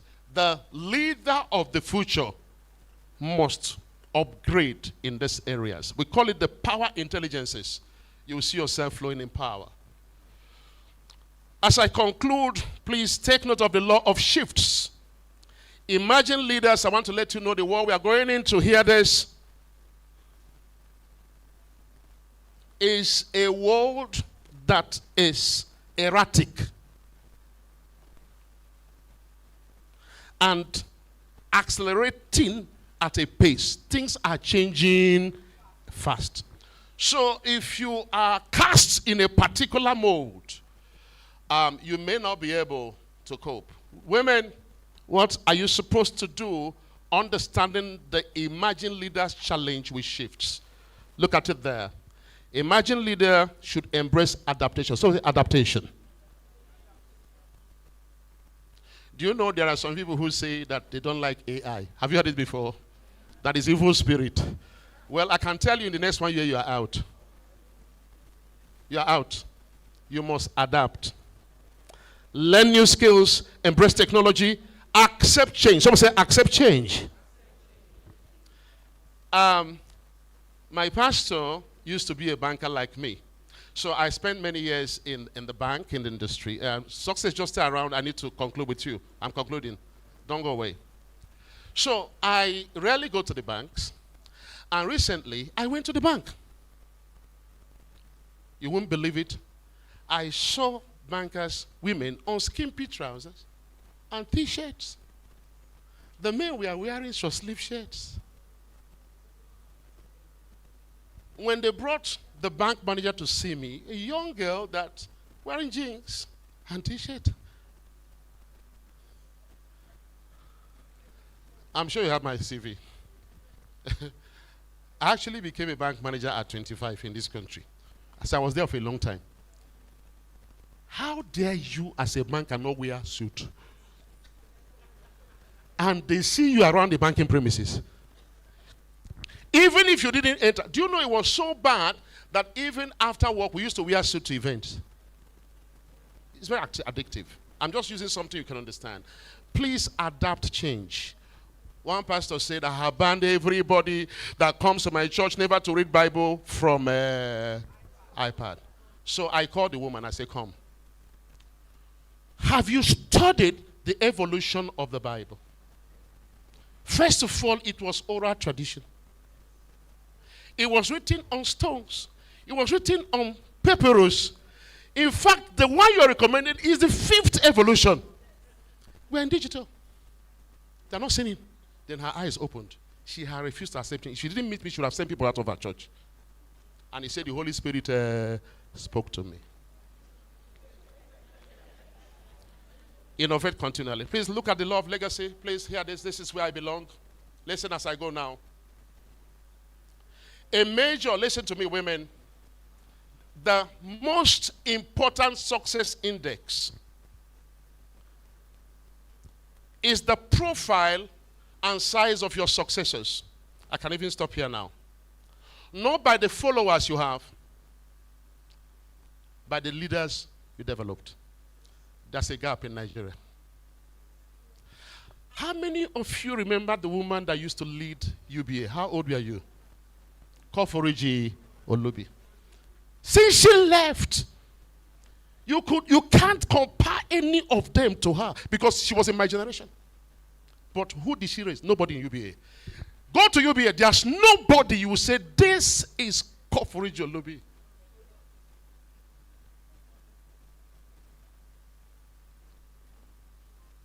The true success is because I believe that after this meeting, women are going to rise. But hear me and hear me clearly. Hear me. Creating opportunities for others to rise is real success. The best way to prepare for retirement is to invest in people. I want to leave you with the legacy charge.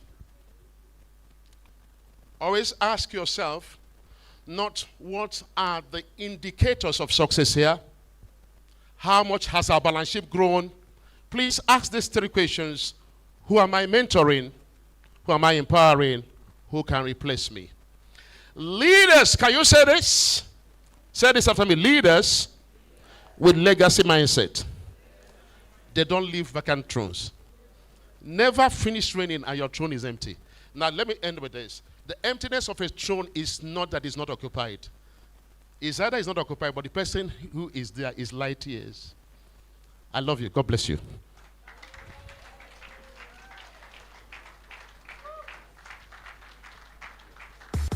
Thank you so much, sir. Thank you. Did we learn? Did we learn? Which of the powers have you never heard before? Law of what? Okay, so let's throw back. Any law you remember, just throw back at me. Law of legacy. 1. Law of law of balance. Law of shift. Okay, oh yeah. The law of futurism. Okay, who else?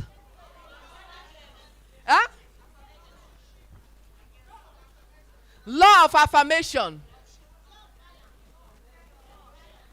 Law of shift. So everything you remember, write it down on your notes and go and read about it. Just write law of legacy. Google it and learn everything about the law of legacy. We learn. Nothing will change until you apply. Say nothing will change until I apply. And he said something. You may be the next president. How have you prepared? How have you prepared? He said when preparation meets opportunity, what happens? What happens? What happens? You meet success. How many of us want success? How many of you have prepared? Are we preparing? Are we going to prepare? Are we going to keep learning? Let's clap for ourselves. I want us to because we have been sitting down.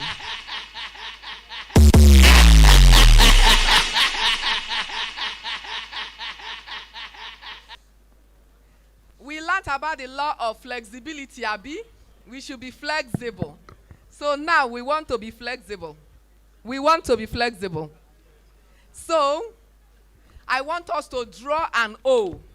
With your hand, draw an O. Draw an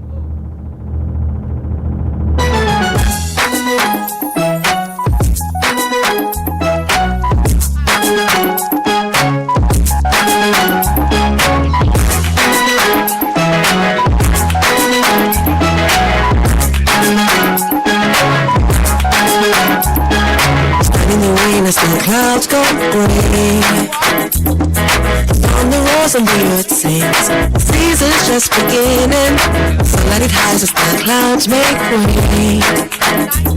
From the pouring of my blessings, I will not be afraid. I see it now, I understand, I know, so I embrace it. Dance in the rain, it's for my feet to grow. For every prayer, every seed I've sown, the Lord of the harvest knows I'm reaping back 100-fold. The land is green, it's green, oh, oh. The land is green, it's green. Can't you see? The harvest is ready, 'cause the Lord of the harvest told me so.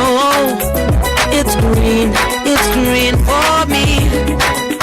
Daddy said we should invest in ourselves. For me. If you are not healthy, standing alone you will can die be before your heavy opportunity load. But my vows I won't be breaking. Though my heart is aching, the wife of I got a word and I won't let go. the deputy speaker. It's your will I'm seeking, so I keep on believing. I see it now, I understand, I know, so I embrace it. Dance. Once again, it's time for me to grow. For every prayer and every tear I've sown, Lord of the harvest knows. To come, I want the comedian to come for 2 minutes. Since they reduced my time, there is no issue. There is God. Please, if you want to laugh, can you clap for me, please? Distinguished guests, ladies and gentlemen, I want to specially celebrate the wife of the Army staff. Can we give her a round of applause? Can we celebrate this great woman? God bless you. Man of God, I appreciate your word and your wonderful lecture. I want to tell you that, sir, you're not the first to use an iPad to preach in the church. The Bible recorded that Moses went to the mountain. He came down with 2 tablets. They did not tell us if it's Samsung or Techno. Sir, you're not laughing. You're the one talking here since I've been laughing. Now it's my turn. You're not reacting. Life is not fair, sir. Sir, laugh, sir. There is one of the speakers that she said that she was doing Osusu. Sir, if you think that the war is a small place, wait, make contribution person, carry your money run. You will know that the war is not a small place. You will see, you will turn around, beggar run about. You will not say AI, no, if you locate the person. Hello? I want you to laugh. Oh, this is the only time you have. Oh, the wife of Chief of Army Staff. But this is the only time you have. Oh, just laugh. After an security issues, so just laugh. This is the only time you have. Laugh, because it's not easy to make a wife of a general to laugh. I lie not. Rat will die on top of bag of rice. No be hunger kill am. No over happiness. You know easy, Abi. Now, whatever you give to a woman, she will give you achievement. That's why you see that this program was dominated by the women. If you know you are a mother and you have a mother, can you clap for yourself? Can you celebrate yourself? Give a woman a responsibility, she will give you results. Give her attention, she will give you commitment. Hello? Give her a house, she will turn it to a home. Hello, am I talking to somebody here? Give her money, she will give you comfort.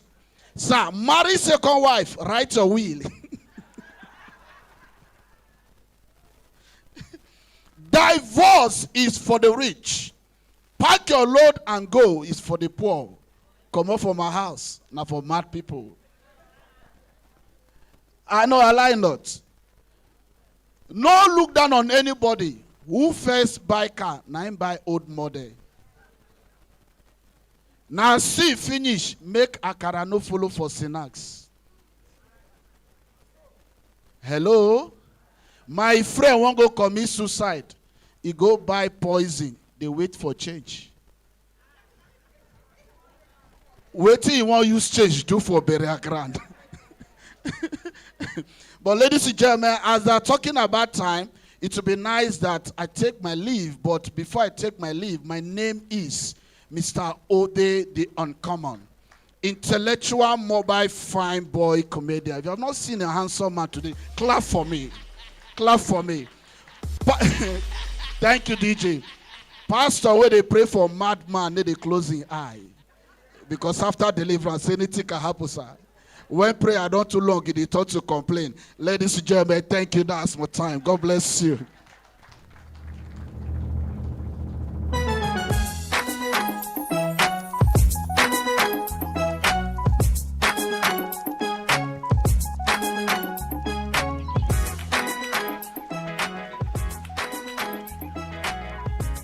Leave the music for a while. Ginger me now. Stand in the rain as the clouds go gray. Thunder roars and the earth sings. The season's just beginning. Sunlight it hides as the clouds make way. Awareness. For the pouring of my blessings, I will not be afraid. I see it now, I understand, I know. So I embrace it, dance. In the rain, it's for my seed to grow. For every prayer and every seed I've sown, Lord of the harvest knows. So, we are welcoming the wife of the Deputy Speaker of the House of Assembly, Dr. Ezine C. Kalu. She is a physician and chairman Absolute Board. She is qualified to talk to us about health and wellness. And without health, there is no wealth, right? Without wealth, there is no health. So let's show Dr. Ezine love as she comes up. Okay, Deputy Speaker, House of Representatives, I'm sorry. I am learning, right? Adaptability. Deputy Speaker, House of Representatives, Dr. Ezine C. Kalu. Please, let's encourage her now.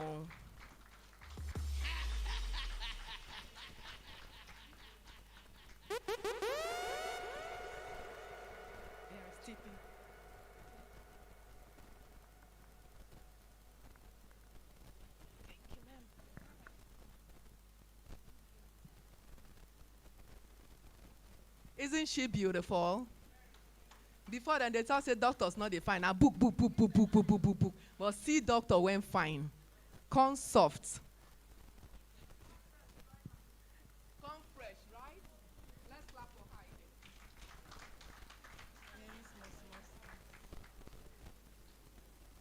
again. Thank you very much.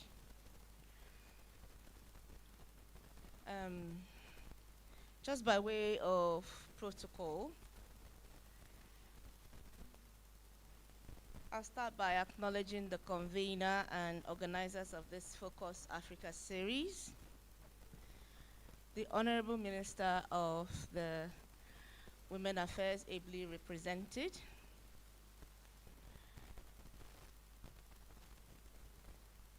the leader of the National Council of Women's Societies, the wife of the Chief of Army Staff and President of NAUWA, all distinguished guests and esteemed leaders, the award recipients in the award ceremony later on, other speakers, ladies and gentlemen, good afternoon. As you heard, I'm a very passionate women's advocate, and I'm the founder of the Women's Amelioration and Wellbeing Initiatives. I'm a passionate advocate of women's advancement and well-being. I am the chairman, first woman chairman of the board of management of the teaching hospital in Abia State. And I'm the spouse of the Deputy Speaker of the House of Reps, who is championing the research for women. So women is my cause. Today I want to talk to you about the leading woman and her mental health. I'd like to continue to create awareness of the role of health in leadership, because there's so much expected of women, and somehow we just ignore that there's a lot of pressure to continue to perform, even in sometimes to the detriment of our own health.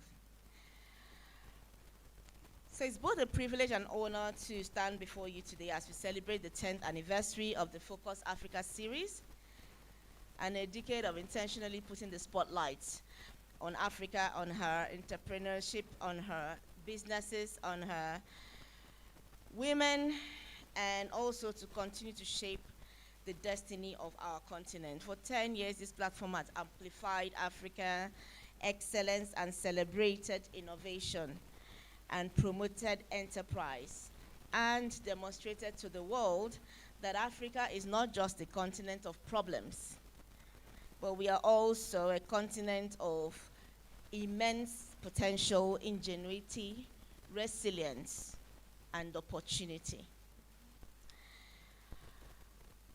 As we commemorate this milestone for Focus Africa as series, we must continue to ask ourselves an important question with the women leaders of Africa, and in Nigeria in particular.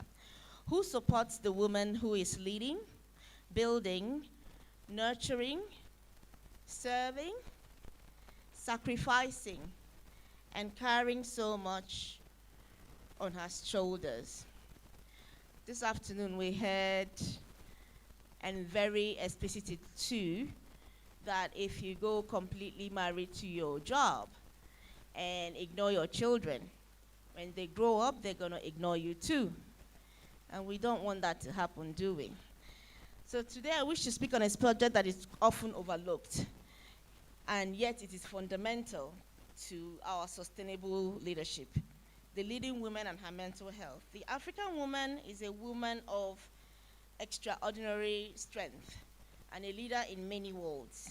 She's a business leader, she's an entrepreneur, she's a policy maker, she's a health leader, she's an academic leader, she's a health professional, she's a farmer, she's an innovator, she's a community builder, she's a wife, she's a mother, she's a caregiver, she's a mentor to younger ones, she's a nation builder, and often all of these things can be found in the one woman.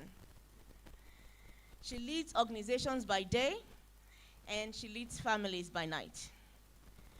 And still, she's expected to be strong, resilient, and endlessly available. She's expected also to be soft and also to be resilient. Society frequently applauds her productivity, but also sometimes overlooking the personal costs of sustaining such excellence. I want to remind us that many women carry such burdens, the pressure to succeed, the financial responsibilities sometimes, and we've learned that we need to always have financial intelligence. We also carry caregiving duties, workplace expectations, societal stereotypes, and the emotional pressure and labor of supporting everyone else. Do you feel sometimes that you're just running around in circles because you need to look after everybody's needs? Mama Naowa, everyone is at your beck and call. Mama, my daughter, they chased her out of school because there's no money. Oh, Mama, because of this, I cannot pay my house rent. That your kids at home also need your attention, and so on. So the point is, I want to reiterate that the leadership, both in men and in women, by the way, without wellness is unsustainable. Leadership without wellness is unsustainable. A depleted leader cannot effectively lead. In many instances, for women especially, leadership comes with unspoken expectation. You got to be strong, keep going, do not complain. But I want to assure you today that health and leadership are not separate. For far too long, health, particularly mental health, has been viewed as a personal issue rather than a leadership issue. And this must change. Mental and physical health are not luxuries. They are leadership assets. And so we must always incorporate that in whatever aspect of leadership that we're in. You must make sure your health, your mental health, is in the right place, and also that of those that you lead. Because leadership demands clear thinking, it demands sound judgment, emotional intelligence, creativity, resilience again, empathy, and the ability to make critical decisions even under pressure. So all of these functions are profoundly influenced by how healthy you are. Because when leaders are mentally and physically well, they are better able to make strategic decisions, to build stronger teams, and to strategize and manage conflict effectively. But conversely, if chronic stress, burnout, anxiety, depression, and untreated health conditions continue to abide in the leader's body, this can impair your judgment. We just heard about this incredible woman that got to the top position in petroleum in this country, who is currently being dragged left, right, and center. I wonder what her mental health was like at the time that she was executing poor judgment in her financial transactions. Because chronic stress will make you have an impaired judgment, diminished productivity, It will strain your relationships, both at the workplace, in your leadership role, and even at home. And ultimately, it's going to compromise leadership effectiveness. And so, please, investing in the health of women leaders is not merely an individual responsibility. It is an organizational, societal, and economic imperative.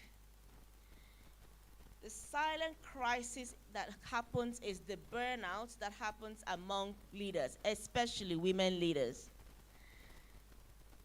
And it doesn't happen overnight.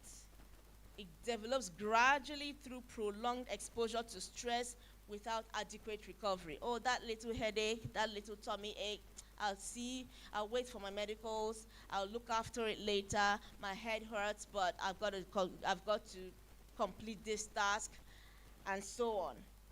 And this can manifest as persistent fatigue, emotional exhaustion, difficulty concentrating, irritability, that's the big one. You just get pissed off at everybody. Sleep disturbances, reduced productivity. You start to withdraw from your relationships and associations. Feelings of cynicism or hopelessness. And sometimes loss of passion for the work that you once loved. Suddenly we hear people have just resigned. Suddenly we hear people have just dropped dead. Suddenly we hear people have just become so terribly unwell, people, prominent leaders, and you wonder why. Oh, they were well, they were attending that meeting or their summit or whatever the other day. And because chronically unattended health problems have caused the leader to become ineffective in their role. So I just want to highlight that as we continue to have the deliberations this afternoon, that self-care is not selfish. Seeking help is not failure. Rest is not weakness for a leader. It is actually wisdom. It must incorporate rest. It must incorporate self-care into your schedule. Like, it has to be part of the things that you have scheduled as you lead. And we need to break the stigma around mental health across many African countries, because we're not just talking about Nigeria alone here. Across many African countries, conversations about mental health remain shrouded and covered in stigma. Too often, emotional distress is misunderstood and minimized or even hidden. Many women fear that acknowledging that they are stressed or anxious or are struggling emotionally with some issue will lead to being interpreted as incompetence or even weakness. And as leaders, we must never exhibit weakness, right? And so this continues to cause this woman leader to linger in a state of burnout and lack of adequate health. I just want you to know that strength is not the absence of struggle. Strength is recognizing when you need support, when support is needed, when you need a hand, and having the courage to seek it. We must create environments in our homes, in our workplaces, in our boardrooms, in our businesses, in our institutions, where conversations about the mental health of our leaders are normalized and supported. No woman should be made to suffer in silence. And the healthy leader leads better, and the healthy leader is an asset to society. And in Africa, spiritual health is also very important, because faith and spirituality are important sources of hope, resilience, and purpose for us. And so I'm going to say that a healthy leader understands that caring for oneself is essential to effectively caring for others. So as the saying goes, you cannot pour from an empty cup, right? You cannot pour from an empty cup. So I'm just encouraging us today, as we deliberate on our leadership, both the emerging leaders and the already people in already leadership roles, to normalize conversations about the mental health of your leaders, and speak openly and compassionately and with empathy about mental well-being. Silence perpetrates stigma, and dialogue promotes healing. Finally, I want to say that Africa's future depends on healthy women leaders. So as we celebrate 10 remarkable years of Focus Africa series, let us remember that the future of Africa will not be built solely by infrastructure, technology, natural resources, or just capital alone. It will be built by people. And those people need to be healthy people. And so among those people are millions of extraordinary women whose leadership continues to transform their families, their businesses, the communities, and the nations that they serve. And so if you're going to realize this immense potential, we must intentionally protect, support, and invest in the health and well-being of these women. Research increasingly demonstrates that healthy leaders lead better. A landmark meta-analysis which examined leadership and mental health found that positive and transformation leadership styles are strongly associated with improved mental well-being, greater employee engagement, and healthier workplaces, whereas destructive leadership significantly increases stress, anxiety, and psychological distress among employers and employees. So in essence, a leader's mental health influences the mental health of the entire organization, like it trickles down from the top. So that means that when a leader is exhausted, overwhelmed, emotionally disengaged, depleted, the effects extend beyond that individual.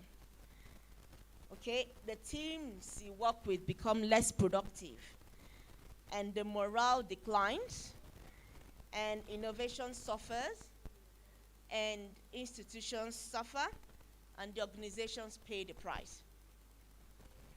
So health, therefore, is not peripheral in leadership. Health is leadership infrastructure. So the burnout epidemic amongst women leaders needs to stop.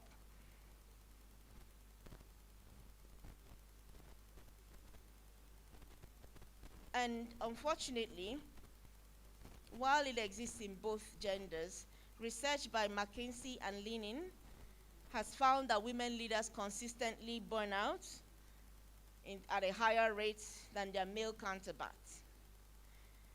And so this is largely because the researchers describe their double and triple shifts, as I already mentioned, where you're having professional responsibilities, family caregiving responsibilities, and the invisible work that we do in mentoring, in empowering, in supporting diversities, in running initiatives and NGOs, caring for workplace culture, other than our professional roles.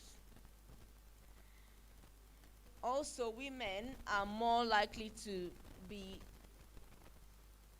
caring for aging parents and supporting extended family members, adding further to the load, the mental load.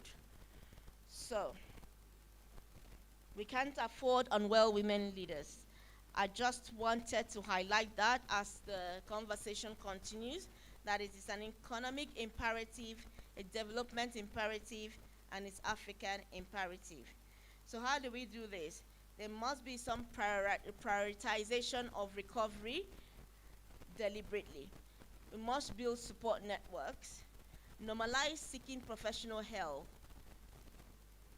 and establishing boundaries, know when to stop. Know when to say, I'm taking a break, and this is how the organization is going to run while I'm taking a break. Finally,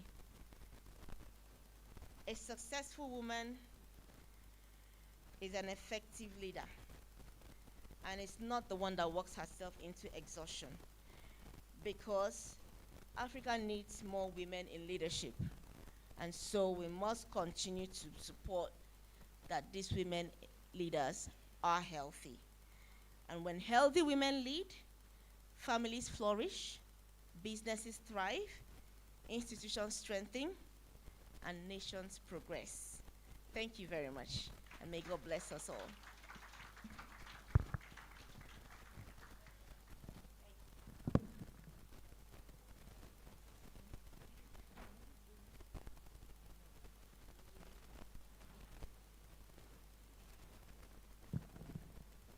Did we learn? You cannot pour from an empty cup. I have witnessed that firsthand.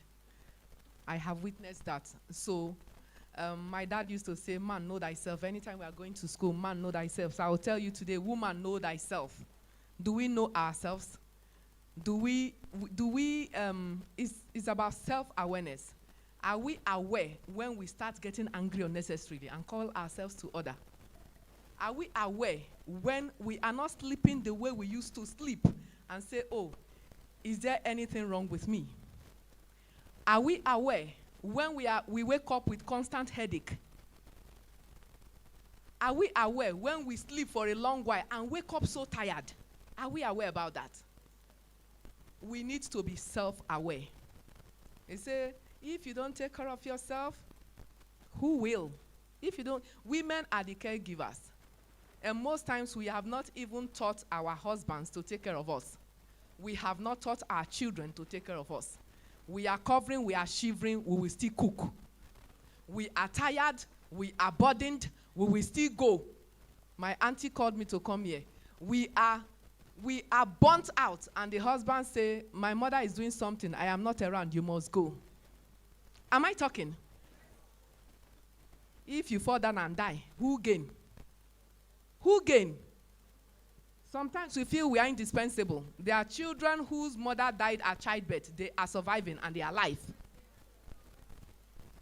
And you know, you are somebody. You have an identity. Apart from being a mother, being a wife, being a worker, you are somebody. Do you know yourself? Do you know what makes you happy? Like me, looking pretty makes me happy. Anybody who knows me, I don't know how to do plenty makeup, but this red lipstick, if I not put them, something is wrong. No matter how tired I am, if I not put the red makeup, it's a red flag. So what makes you happy? The next talk will be from the home front to the boardroom, how women build resilience, strengthens families, and communities around the world.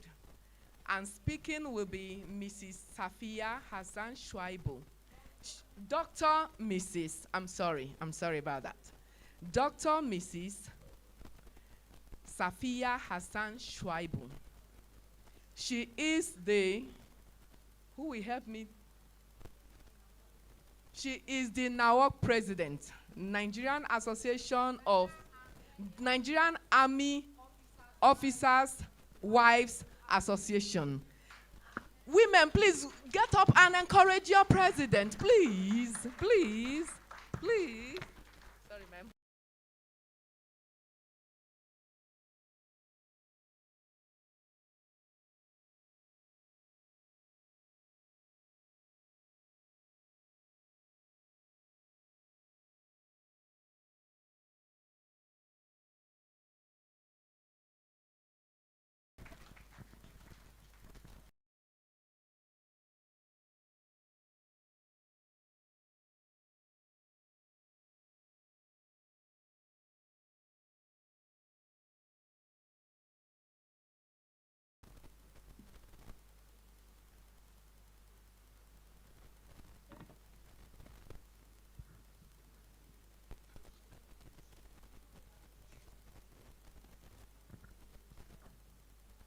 Hello, good afternoon, everyone.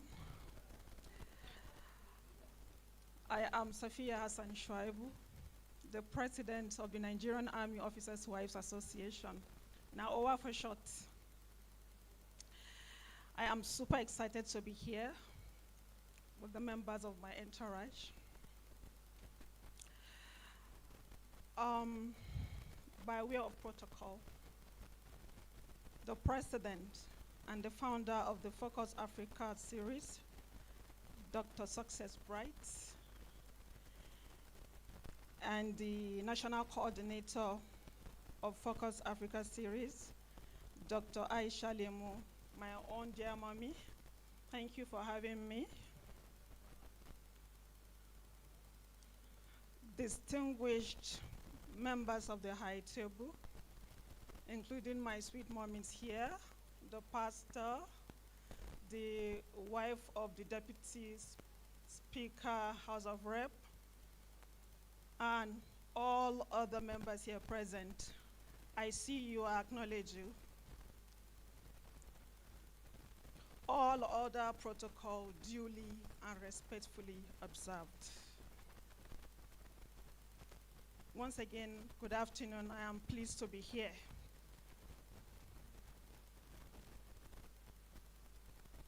It is both an honor and a privilege to address this distinguished gathering as we celebrate the 10th anniversary of the Focus African series, and particularly as we engage in this important conversation on women shaping Africa next decade. I commend the organizers for their sustained commitment to promoting leadership, empowering women, and creating platforms that inspires meaningful dialogue and lasting impact across our continent. Today, I have been asked to speak on the topic from the home front to the boardroom, how women's resilience strengthens families and communities across the world. This topic reflects a reality that many women experience daily, yet it is often underappreciated. Across Africa and indeed the world, women stand as pillars, quietly and consistently holding families together, supporting institutions, shaping societies. At the heart of this contribution lies one defining quality: resilience. Before I go further into my speech, I would like to ask one or two questions. Have you ever in your life imagined that you got to a point without the assistance or without a woman shaping you to get to where you are? Have you ever?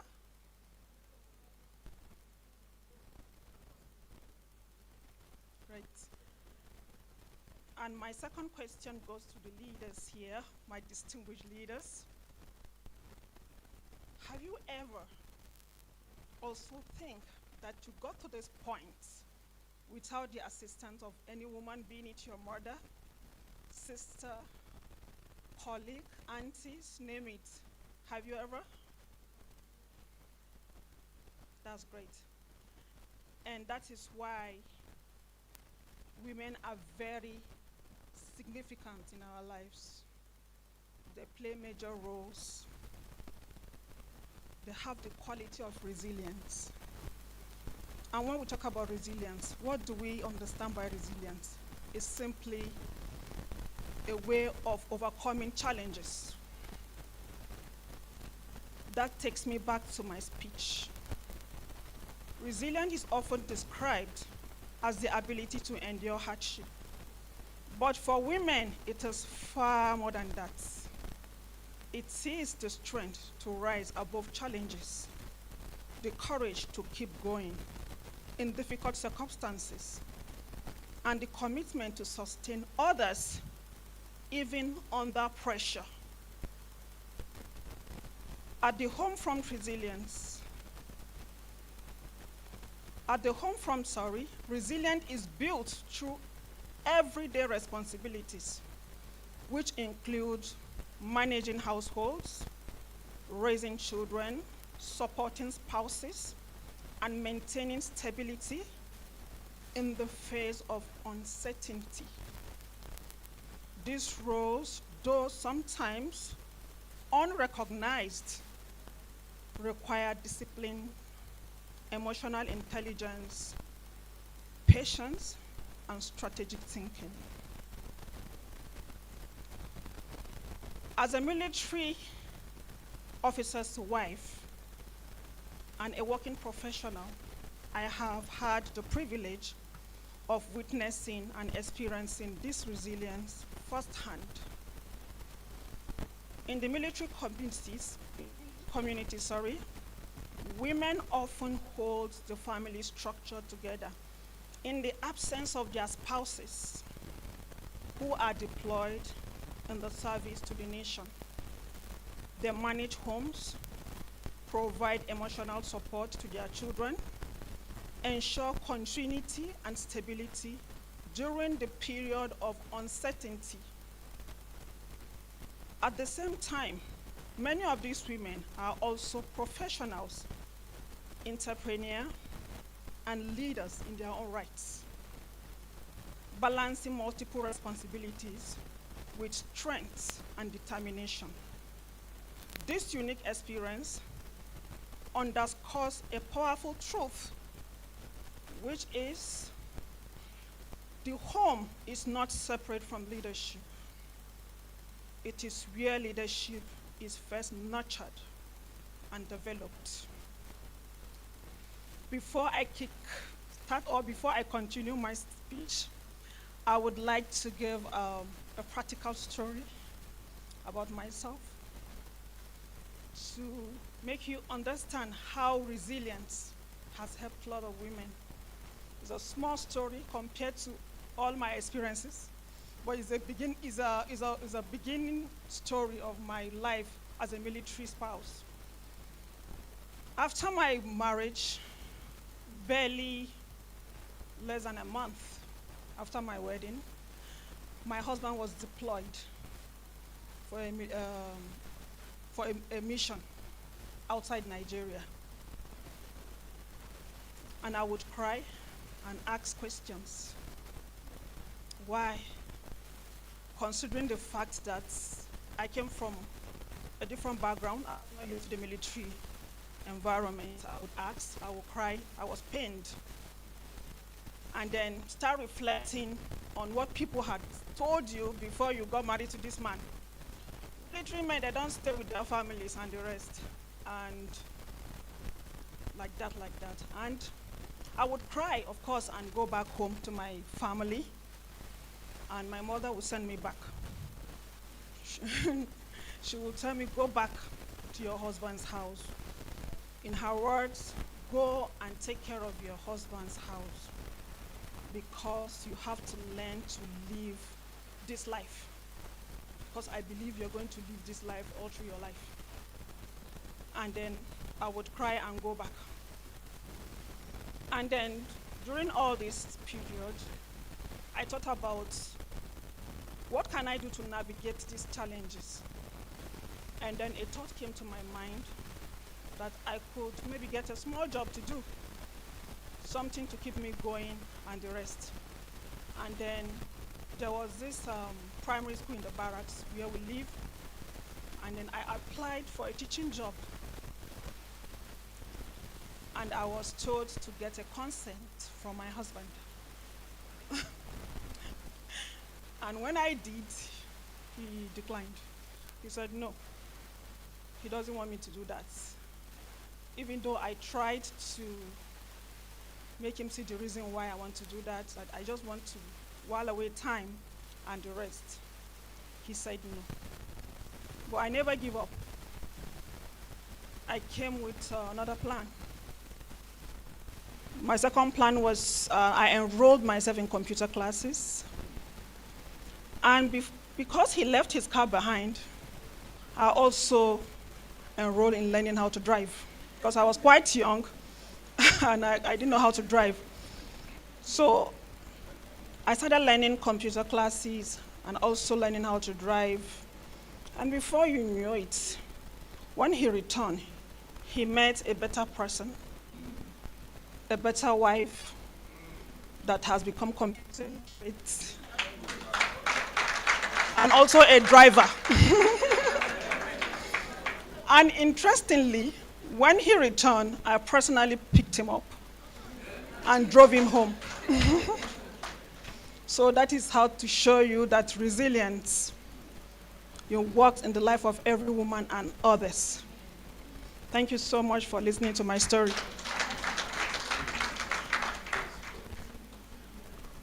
To continue with my speech, the skills that women acquire in managing the home are directly transferable to leadership roles in a wider society.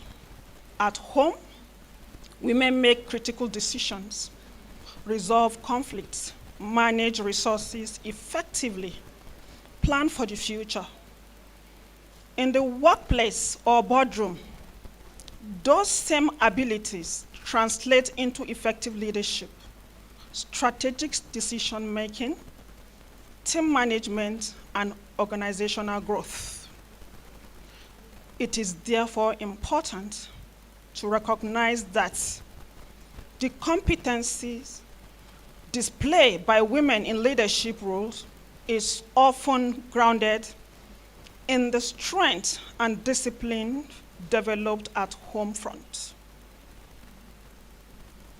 When women are supported and empowered, the impact extends far beyond individuals.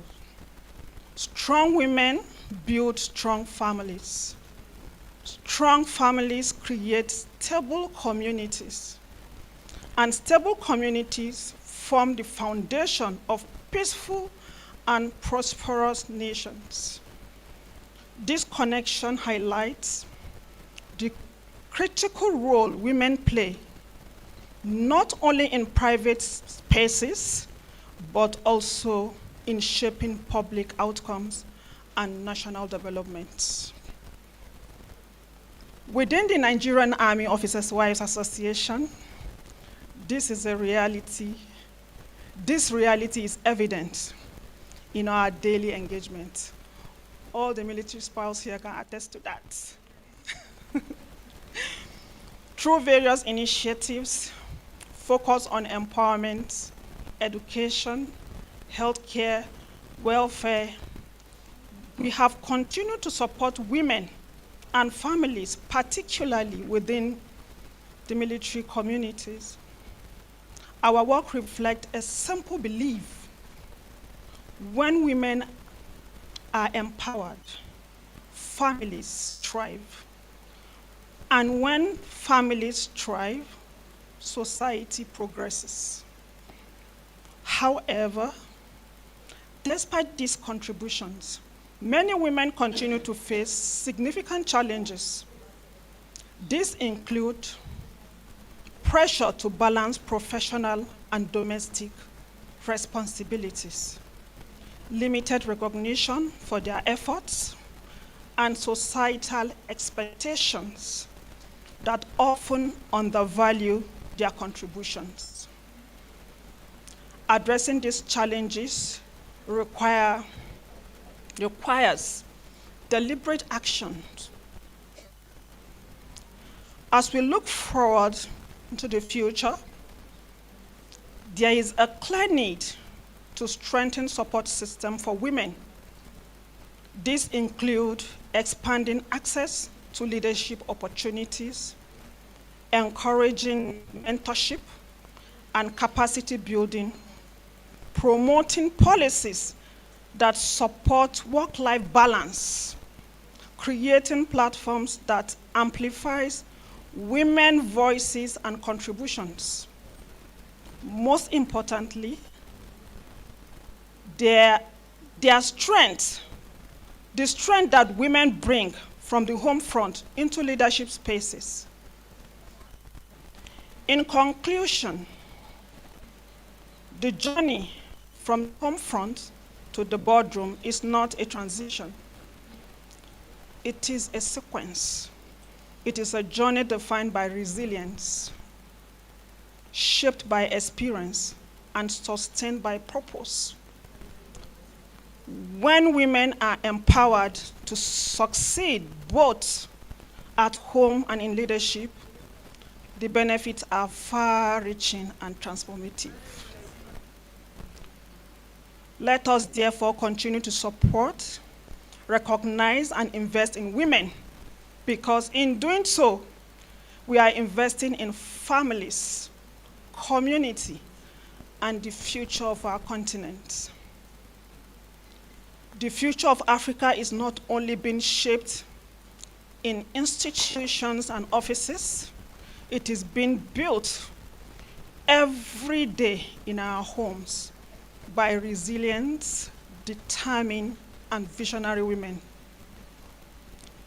I would like to round up my speech with a quote which says, "If you empower a man, you empower an individual. But if you empower a woman, you empower a nation." Thank you so very much for your time. God bless the Focus African series, and God bless the Federal Republic of Nigeria. Thank you. I wish you fruitful deliberation.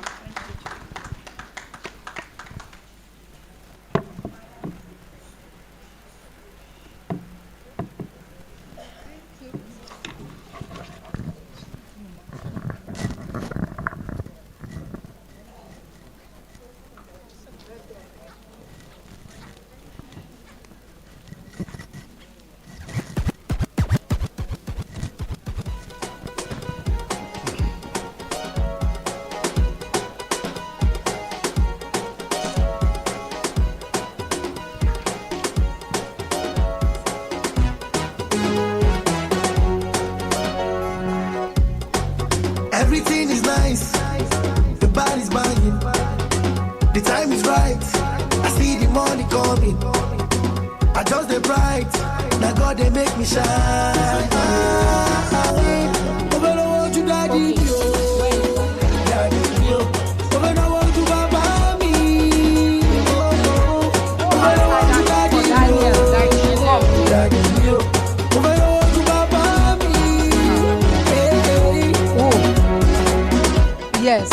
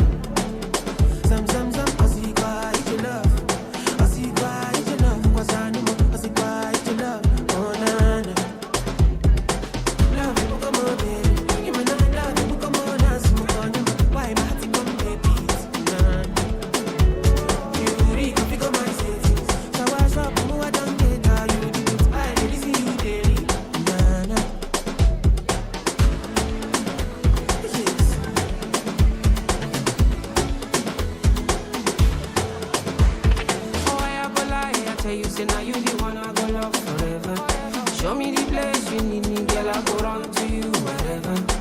It's your love that made me feel. No, you wanna hear me say that you gonna be my babe for life. That you gonna be my babe for life. Baby, you're the air that I breathe. Oh. You make me drop my teeth. Oh. For you, I go drop my steez. Oh. Baby, stop, baby, you're the air that I breathe in. No more shakara, no more flex. So as the executives are working behind the scene or in the front of the scene, I want us to have a feedback session. We talked about balance. Balance, that is what we just talked about.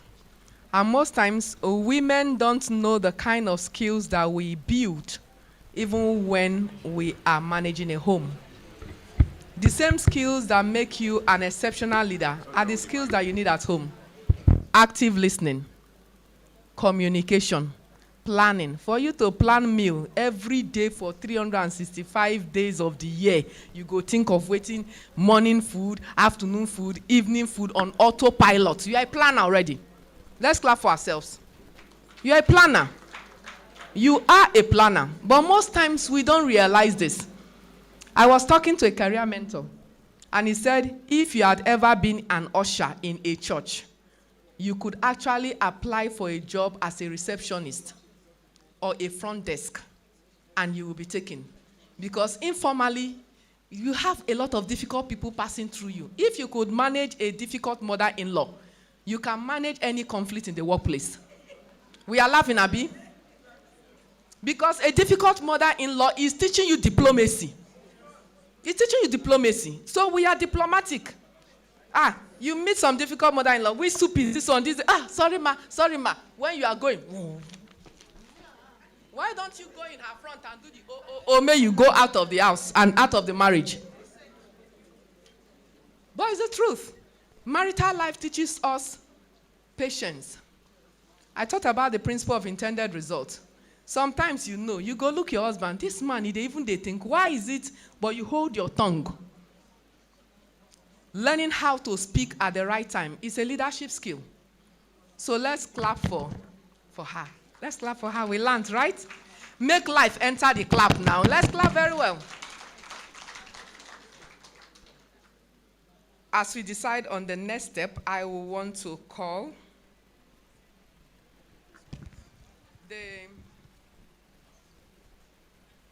why am I not seeing?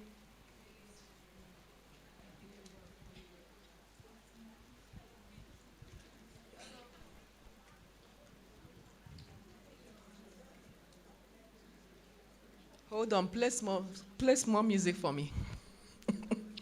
Play more music, let me get. We are supposed to be having a talk. We are building on what we are learning.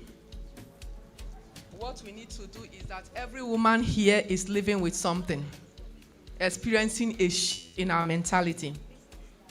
So we are talking about leading nations, building homes, how Africa's top women balance boardroom power and family legacy. Balancing of boardroom power and family legacy. And we will be inviting Mrs. Irene Awuna Ikeya, President of the League of Women Voters. Let's encourage her with a clap. Encourage.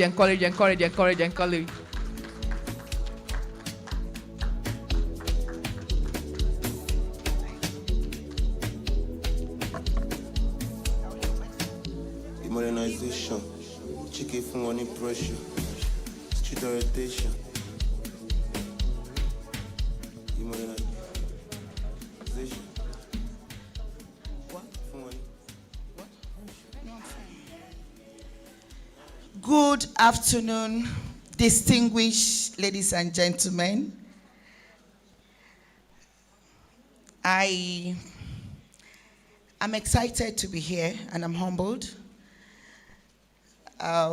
Most importantly, I have sat and listened to great minds who have also shaped and energized, my thoughts process of why the leading African woman needs to shape and balance not just her tenacious ability to lead, but also to look inwards and take good care of herself, her family, to ensure that as she grows older, there are more strong and resilient women who will step into her shoes.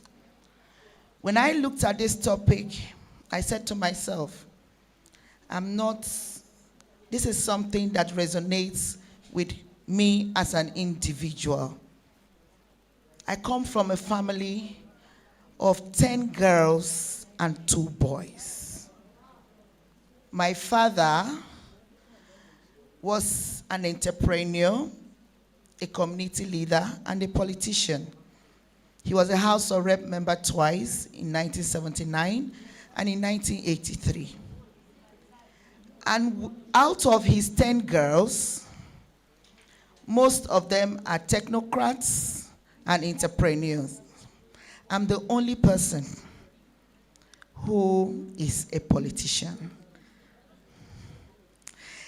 And so, I'm the person who wants to take forward his political legacy. Although I have a brother who is a politician, we are never in the same political party. So, my paper is going to be very interactive because it's what resonates with what I do every day at the League of Women Voters of Nigeria. The theme, Leading Nations, Building Homes. How Africa's top women balance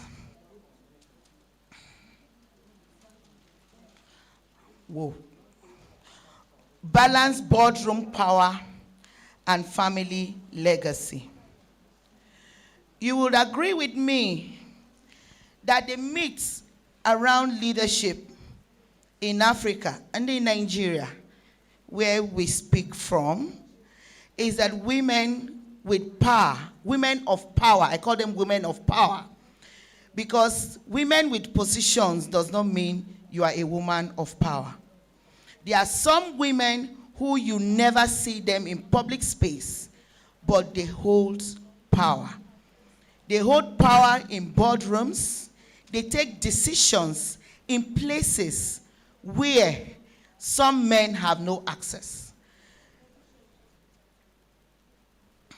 It is a privilege and honor to participate in the Focus Africa 10th anniversary and leading Emerging Women Summit.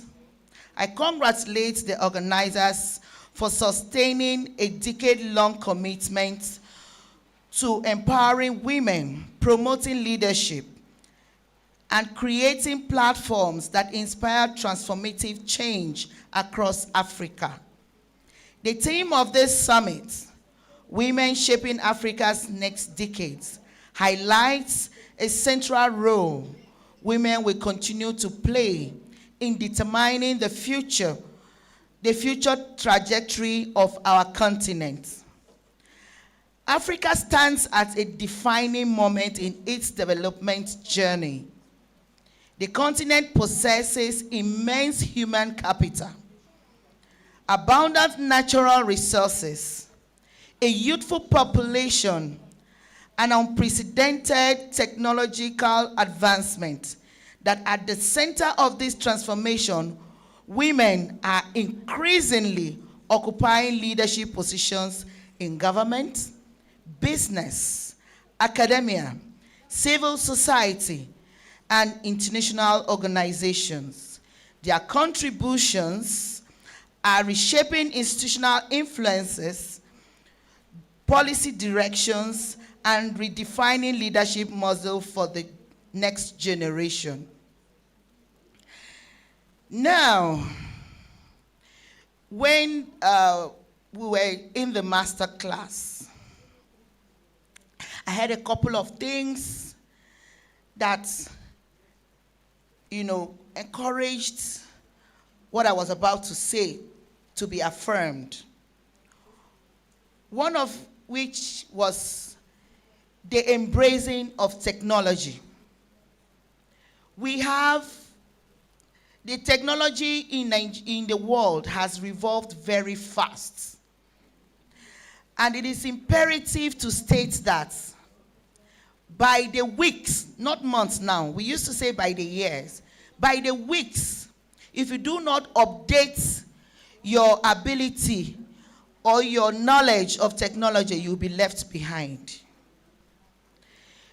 The greatest space or the quickest space for communication is the social media. We have a lot of people, women, who want to become leaders that do not have active social media platforms.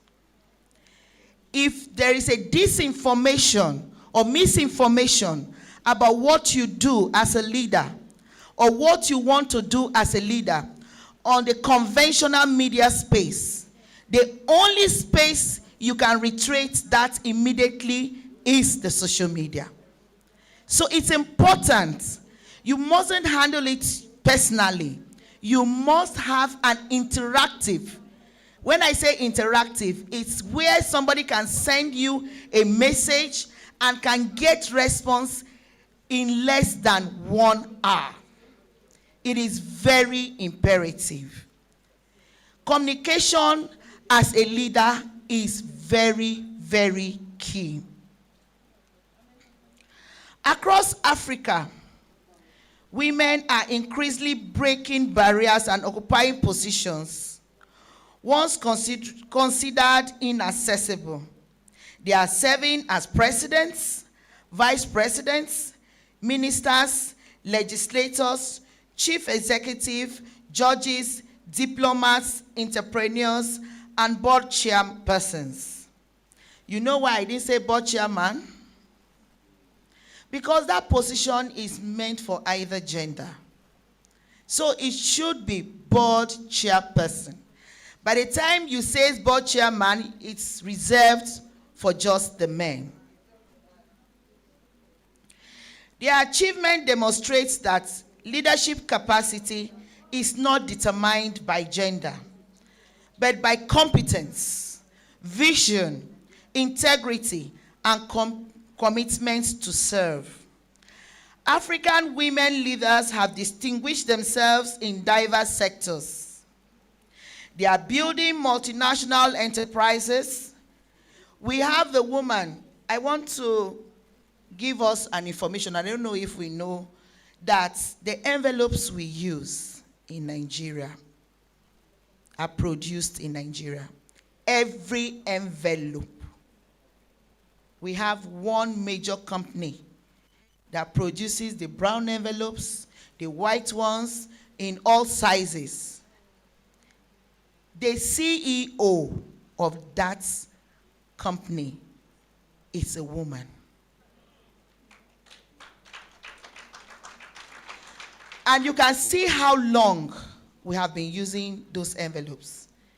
She actually stepped into her mother's business when her mother passed on in Lagos. So we African women have been showing consistency, resilience in building multinational businesses. In governance, there are shaping opportunities.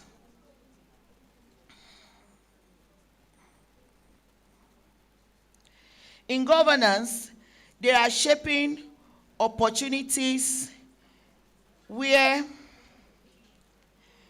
new innovations are promoting inclusion, accountability, and sustainable development. In the civil society like ours, the League of Women Voters, they are advocating for social justice, education, healthcare, community development. The growing visibility of women in leadership has challenged traditional stereotypes and expanded opportunities for younger generation. Girls across Africa can now aspire to lead because they have examples of successful women who have demonstrated excellence at the highest level. The myth of choosing between career and family. One of the greatest misconceptions surrounding women's leadership is the belief that a woman must choose between professional success and family responsibility. For decades, women have been confronted with the false dilemma of either building a successful career or nurturing a successful family. The experiences of many accomplished African women prove otherwise. They demonstrate that professional achievements and family fulfillment are not mutually exclusive. Rather than choosing one over the other, successful women leaders create systems that allow them to strive in both spheres, both in their professional life and their family lives.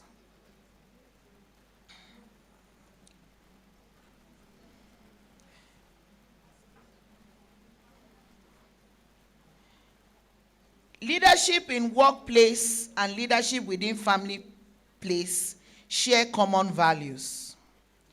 Both require vision.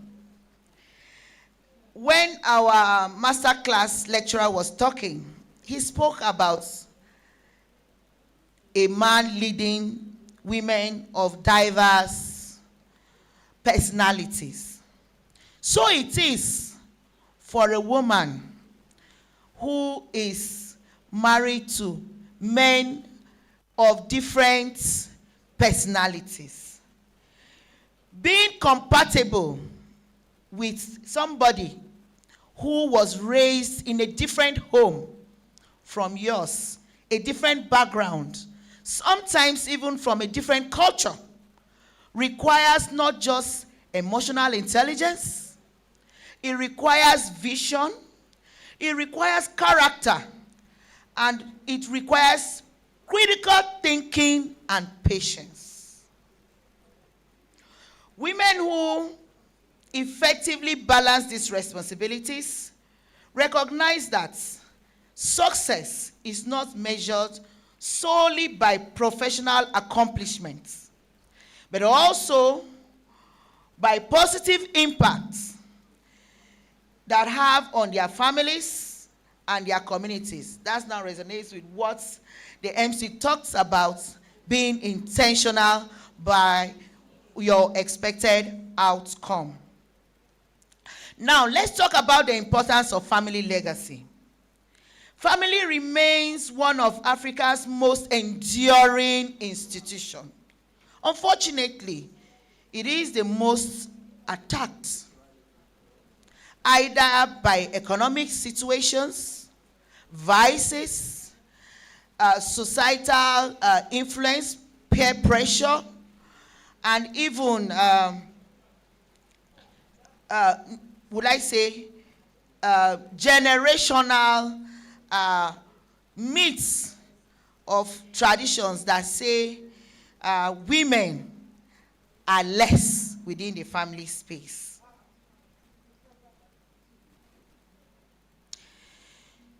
The family serves as a source of value, cultural identity, societal stability. Women have historically played a critical role in preserving these foundations. Now, like I said, married women here, please, I want us, if your husbands have ever told a naughty child, get away, go to your mother, and called you and say, look at what, the National Assembly will definitely pass it. Can I hear an amen? Work-life balance, work-life integrity challenges, and next, finally, women and Africa's next decade.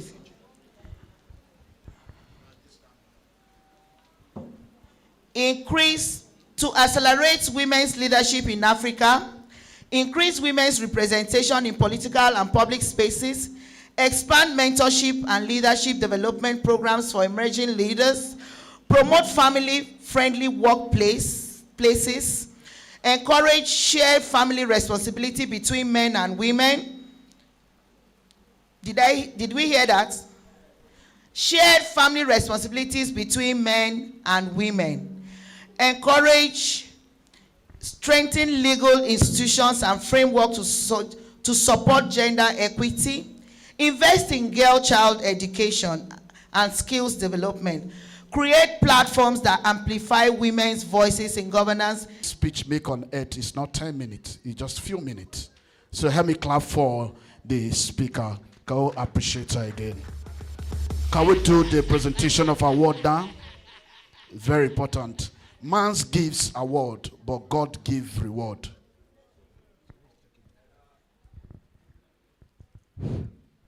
Good afternoon, distinguished ladies and gentlemen. The time we are waiting for is here.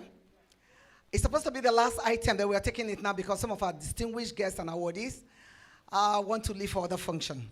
So please pardon us as we take the last item now, while we shift the other one to the last. Please bear with us. Thank you very much.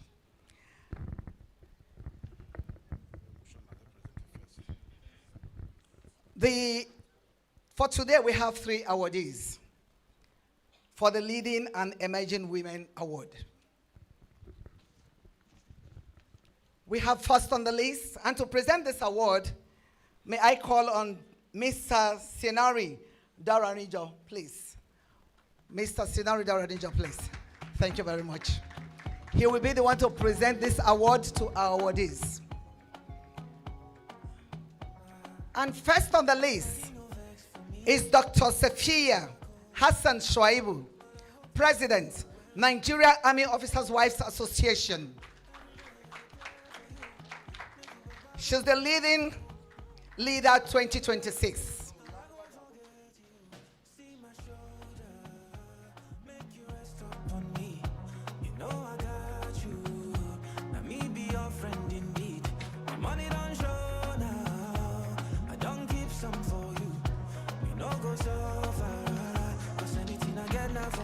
Yeah.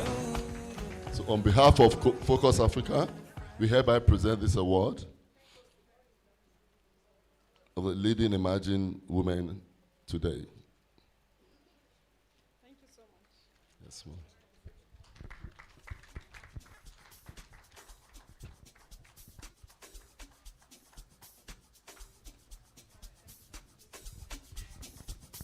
Thank you very much for standing with us, madam. Thank you very much for being with Focus African Series, and thank you very much for being part of Focus African Women International Forum. Thank you so much for this award. I'm super grateful. God bless you. Thank you. Thank you very much. We appreciate you, ma'am. Next on the list is Dr. Ezine C. Kalu, Leading Emerging Women 2026. Please, a round of applause for her, please, as she comes forward to pick her award.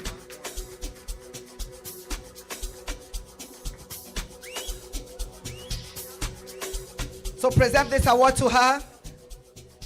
We are also calling on Mr. Sinari Daranijo to do the presentation.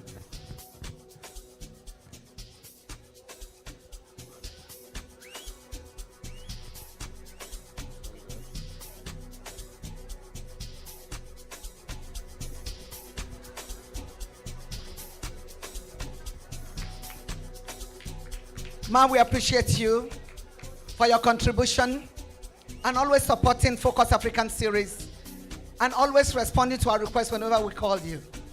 Today, you have emerged a leader for Focus African Series 2026.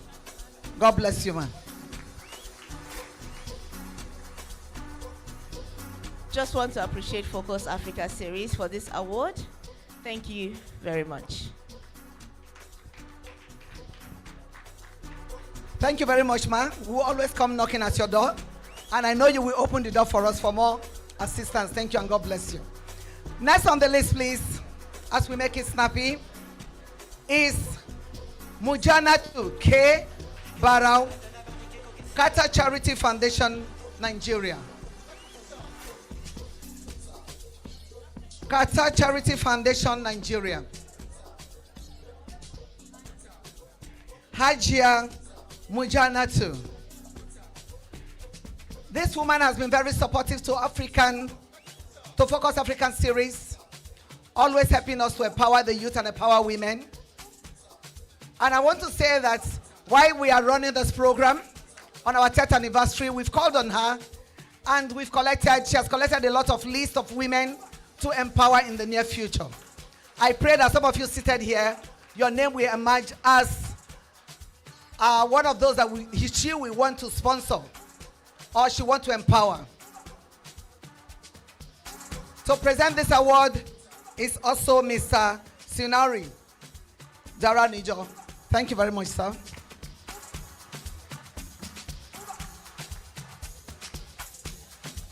We are proud of Kata Foundation. They are always there with us. They have promised to empower over 50 women at this anniversary.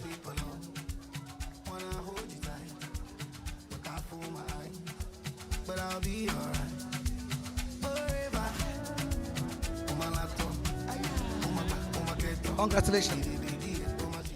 I would like to say thank you very much to Focus Africa. And on behalf of Qatar Charity Organization, we're always here to support and we'll keep supporting the women. Thank you very much. Thank you once again. Tomorrow, the award continues as we celebrate the grand finale tomorrow of Focus Africa series. God bless you.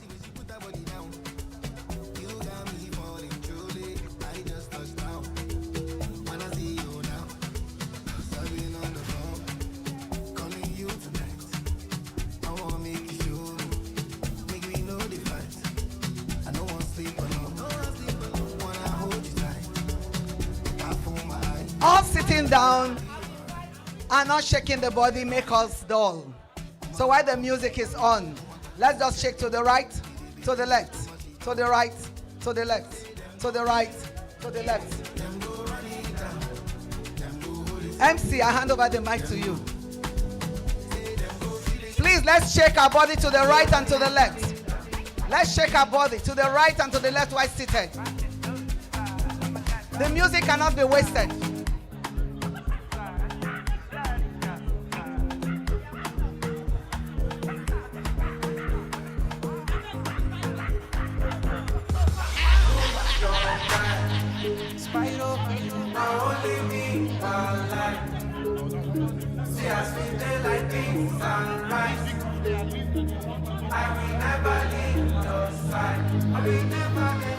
I dedicate my time to you, my guy. Even if you're not a week, I know mine. You'll be my G for life. Aja Miriam, you are my G for life. Let's go. Let's go upstage. We are just having a few discussions. I got plenty for my mind, but right now I'm with my guy. We are going to be having a discussion. You will enjoy this section. We are talking about visibility. For you to be there, for people to see you so that opportunities can find you.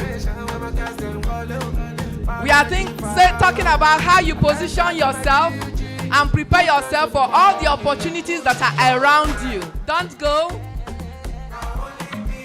And we are having the ambassador,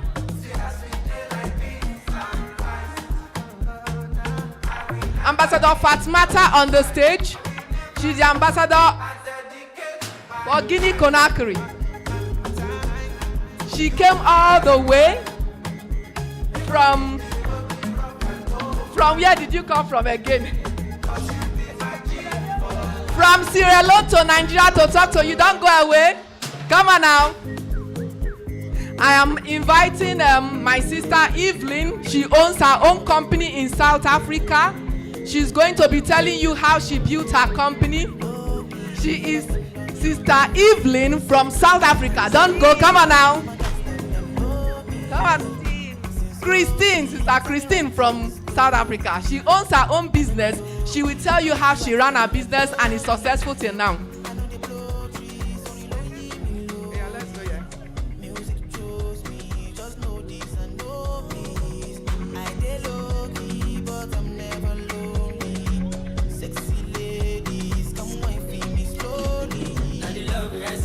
So what we are doing now is not plenty grammar, just things that you will take home.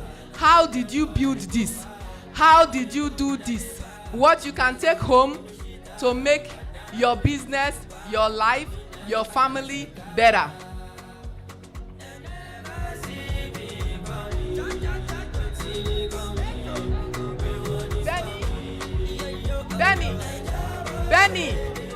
Benny.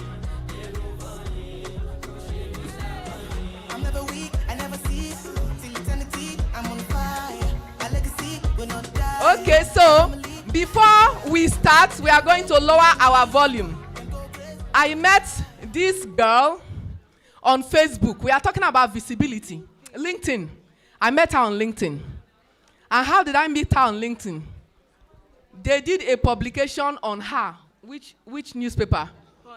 Punch newspaper.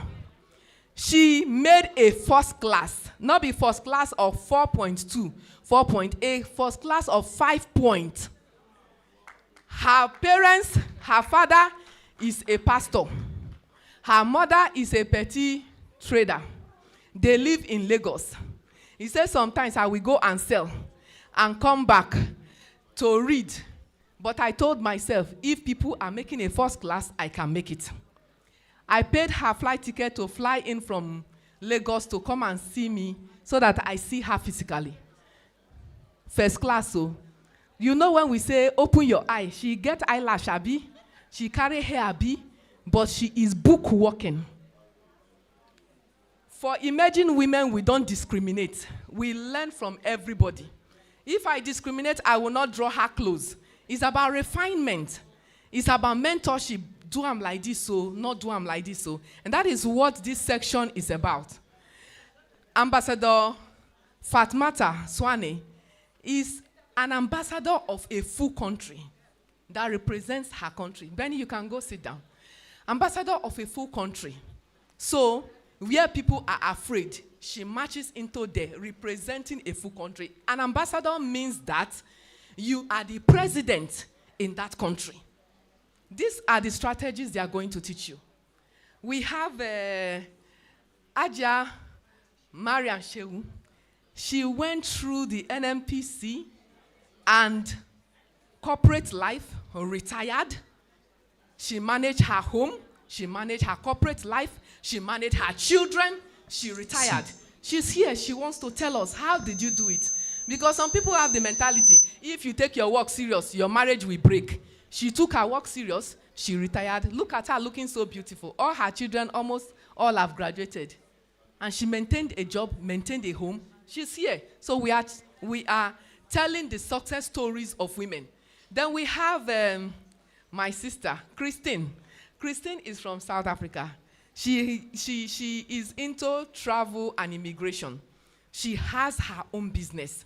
She has sustained her business. You know, to start a thing is not difficult, Abi. Sustaining it, 1 year you didn't leave, 2 years you didn't leave. And as you keep working, you are empowering people. If your business succeeds, you will hire 10 people, 20 people, 100 people, 200 people, move from Nigeria to South Africa to Kenya. You are creating wealth. You are putting food in people's table. So they are women that I value, women that they are worth listening to. So I want us to listen to them. They are talking about visibility. Visibility is that when you go somewhere, not hide. If ambassador has hidden herself, nobody will send her to go and represent another country. Nabi? But most times, our culture has taught us to hide. When a woman that is respectable should be hidden. So I have talked enough. Let us hear from them.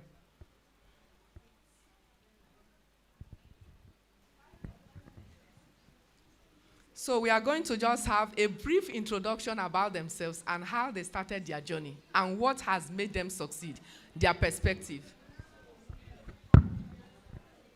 Good afternoon, ladies and gentlemen. My name is Madam Fatmata Sawane. I represent Sierra Leone in the country of Guinea-Conakry. You have 2 ambassadors in every station in our country, Sierra Leone, that we send. Like in Nigeria, we have a high commissioner and we have a deputy high commissioner. In Guinea, we have the ambassador/deputy head of mission, and you have this ambassador/head of mission. So that's the way they appoint to every country. But I was born and bred in Sierra Leone. My parents were born on the north. I was born in the east. And I'm a Fulani woman by tribe.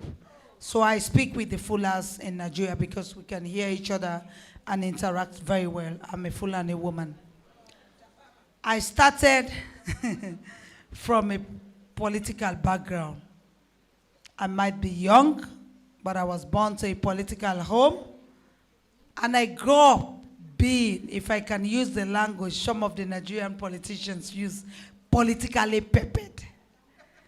So I've been in the forum of politics for a while and into different organizations around the world for women.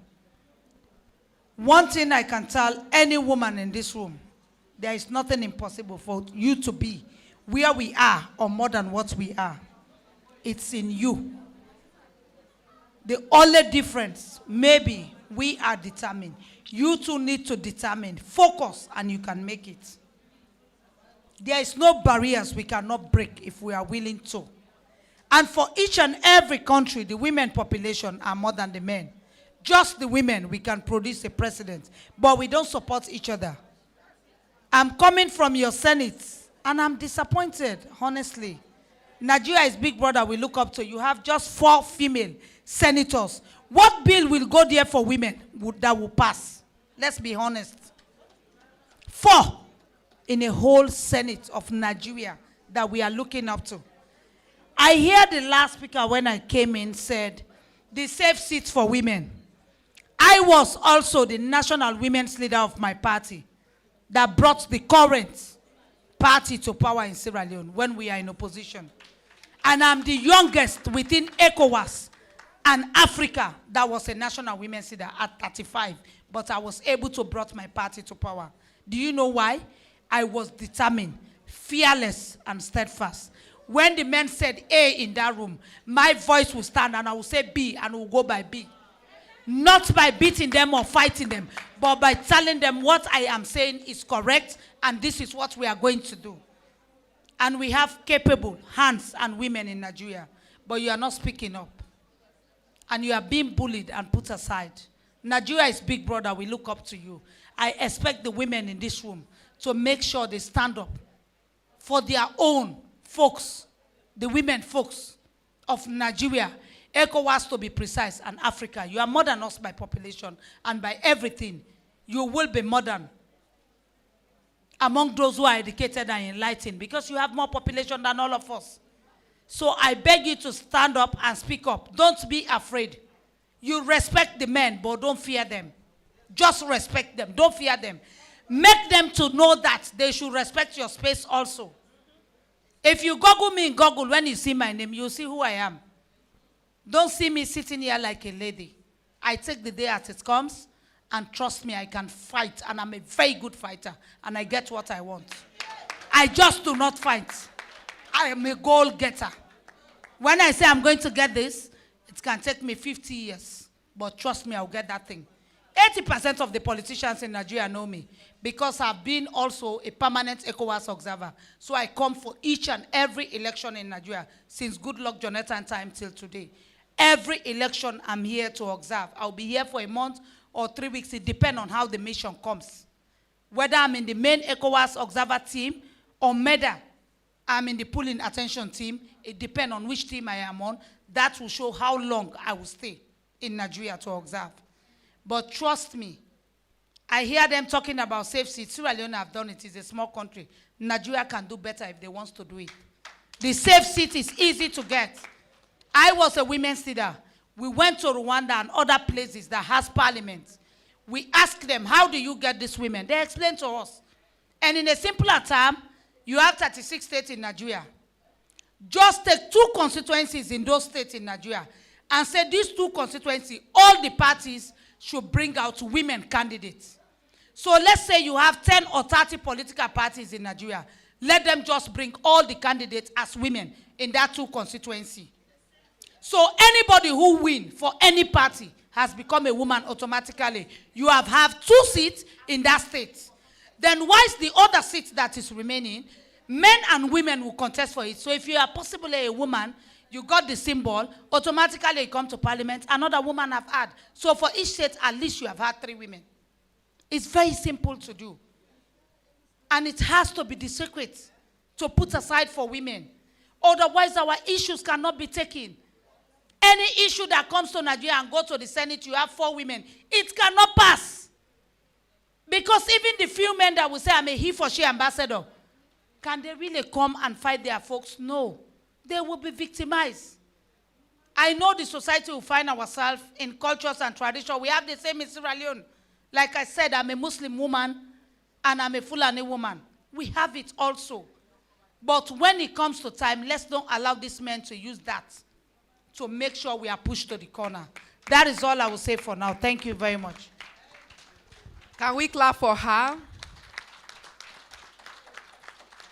What she has said is, I want to say, I always show up. If you don't show up, nobody will know you.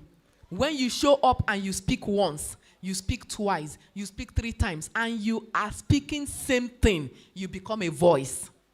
We are talking about visibility. If they not see you, better thing not go reach your hand. Are we clear? If they not see you, that's what she has said. You need something. You need to show up. In Nigeria, politically, women go to say that they wait for who won't give them transport before they go campaign. As they are giving you the money, everything when you go talk for them, now then go tell you now, right? When the real decisions are being made, they won't provide you the transport. You will not be there, and they will take the decision. So visibility, be there. As you came here today, clap for yourself. We are going to be talking to Ajia Bala Mohammed. She is a career woman, a corporate woman. And she's going to be telling us what made her grow. Do you know that there are many people who start a job and they give birth to children and they resign? My children too cry and not go again.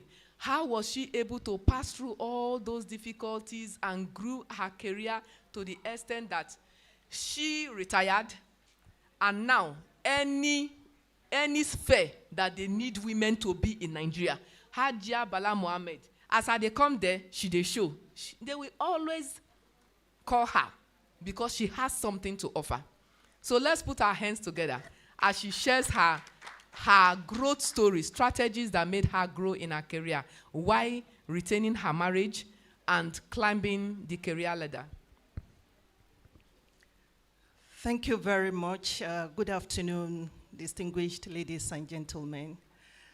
First, I want to thank Focus Africa for inviting me to this panel session. Before I say anything, I need to correct a couple of things. My name is Mariam Bala Shehu. Mariam Bala Shehu. Yes.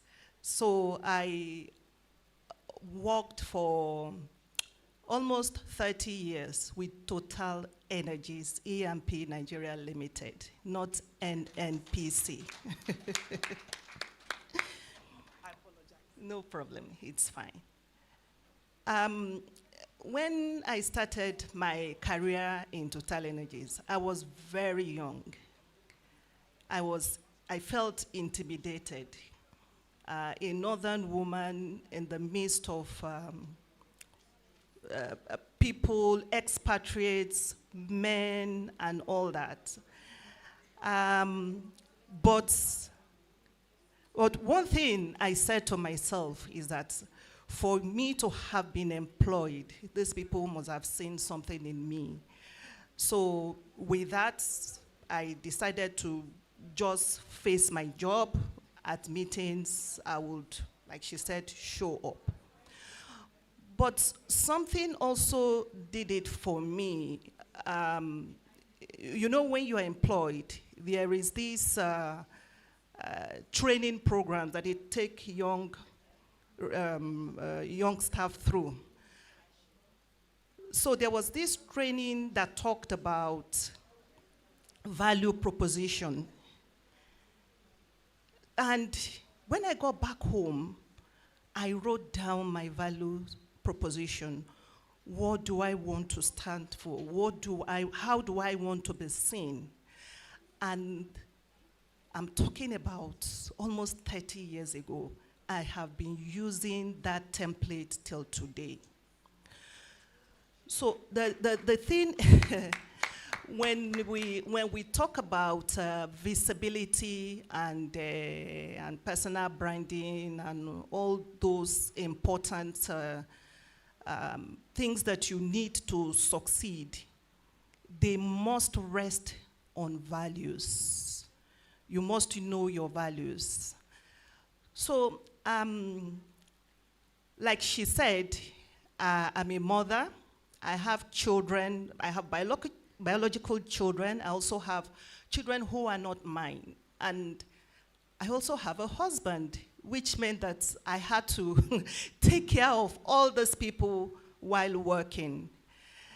There was also a defining moment for me. When I had my first child, I went to work one day, came back, my child was running temperature, a lot of problems at work. I sat down, I was very young. I was like 23, 24. And my body was just shaking. I was like having palpitations. And I looked at myself, I said, how? So I made a promise to myself that day, which I've kept till today. I said, no matter how difficult things get, I will choose to enjoy the process. So even when my children started coming, if they were sick, we'll go to the hospital, no problem. I decided to enjoy every bit of the journey of my life. No stress whatsoever. I made that promise and I've kept on to it. One other thing that helped me to manage all this, to juggle family and work, is that the people who worked with me, I chose them carefully and I treated them like my own. So I had help. I didn't do it alone. I had help. I was very kind to all the people who worked with me, drivers, nannies. So I cannot sit down here and say that, oh, I did all this myself. No, I did not. I had help all the way. Thank you. I think I'll stop here. Thank you. Can we clap for her? You cannot do it all by yourself. Value proposition, what would you be known for? In your office, there are people who are early comers. You come on time all the time. Punctuality has become your essence. The day they will need somebody to get a document in the office, they will say, call Rita. Rita will be in the office by this time. It is about branding yourself. You can brand yourself like an unreliable woman. Come to a meeting by 10 o'clock, you show up by 11 o'clock, you are sweating, carrying flasks, carrying this, carrying that, and people will say, this woman, she's not serious about anything. So it's about intentionally branding yourself. We are giving you principles that will make you succeed while carrying your family forward and having peace in your heart and enjoying the journey. So I'm going to be calling on my sister, Christine. She runs her own business. And the question I'll be asking, you introduce yourself and tell us that what would you have told your younger self?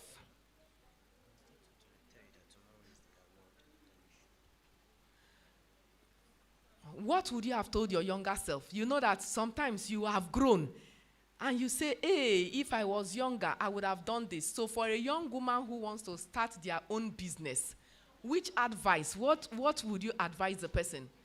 I need you to just summarize. What has taken you to where you are? You own your own business. You have people you have employed. You have been growing your own business. If you want to talk to your younger self, what are the things that you'd have told? Oh, I should have done it like this, not like this. Thank you very much. Good afternoon, everyone.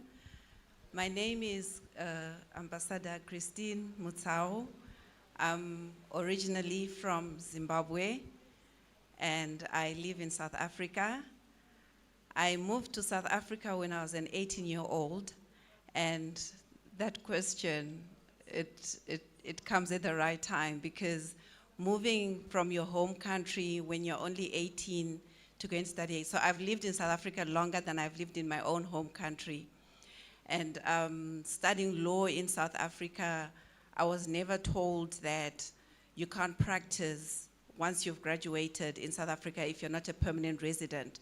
So having gone through all of that, now wanting to practice as a legal practitioner, I faced hurdles in that I wasn't a permanent resident. And to get permanent resident, you needed to have special skills, or you needed to have certain qualifications that would make you qualify for permanent residence, of which law was not a special skill. So acquiring your degree and then sitting on it for years without pursuing your career was very frustrating for me. So what I would have told the 18-year-old me back then when she moved from Zimbabwe to South Africa was, do your research. Do your research, you've got a career path. I was very determined. I want to be a lawyer. I wanted to be a specific lawyer, a conveyancer.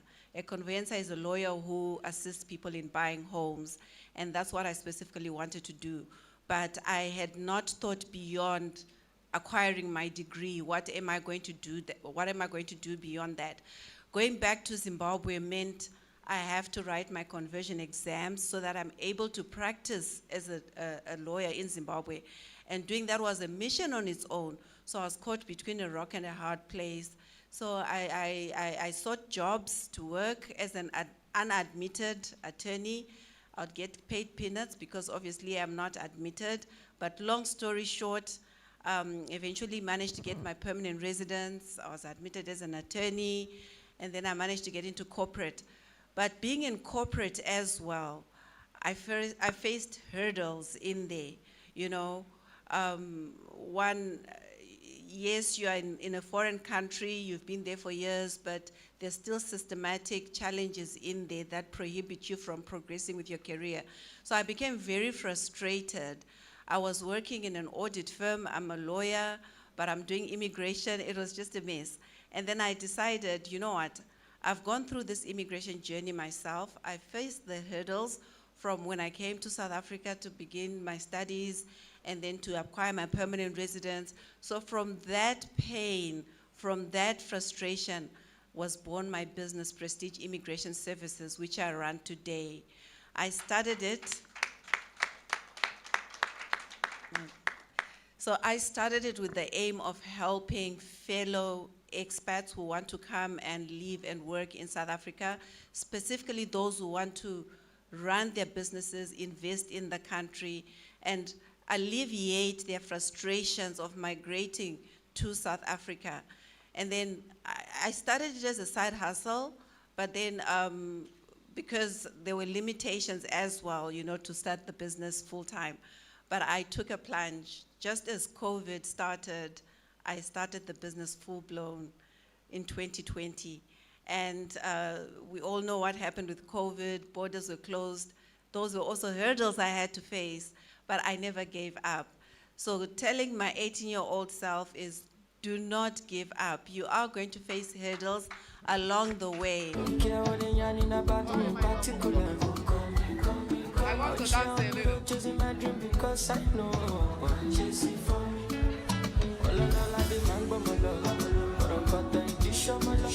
Everyone see let Jack come and to find anybody the money I want. They hear what the people they do. Want to get a shot, get it love. So love when I want to get another one, I go take and do it in a love.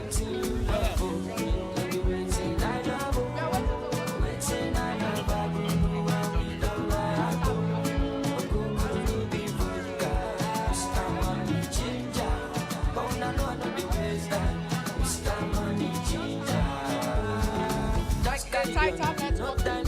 Bad boy day, they fine, and at the same time, me I day I. No stand up, calm down, go take fine like fine wine, go decline. Singularity, extraordinary things. Show me love, I go show you more.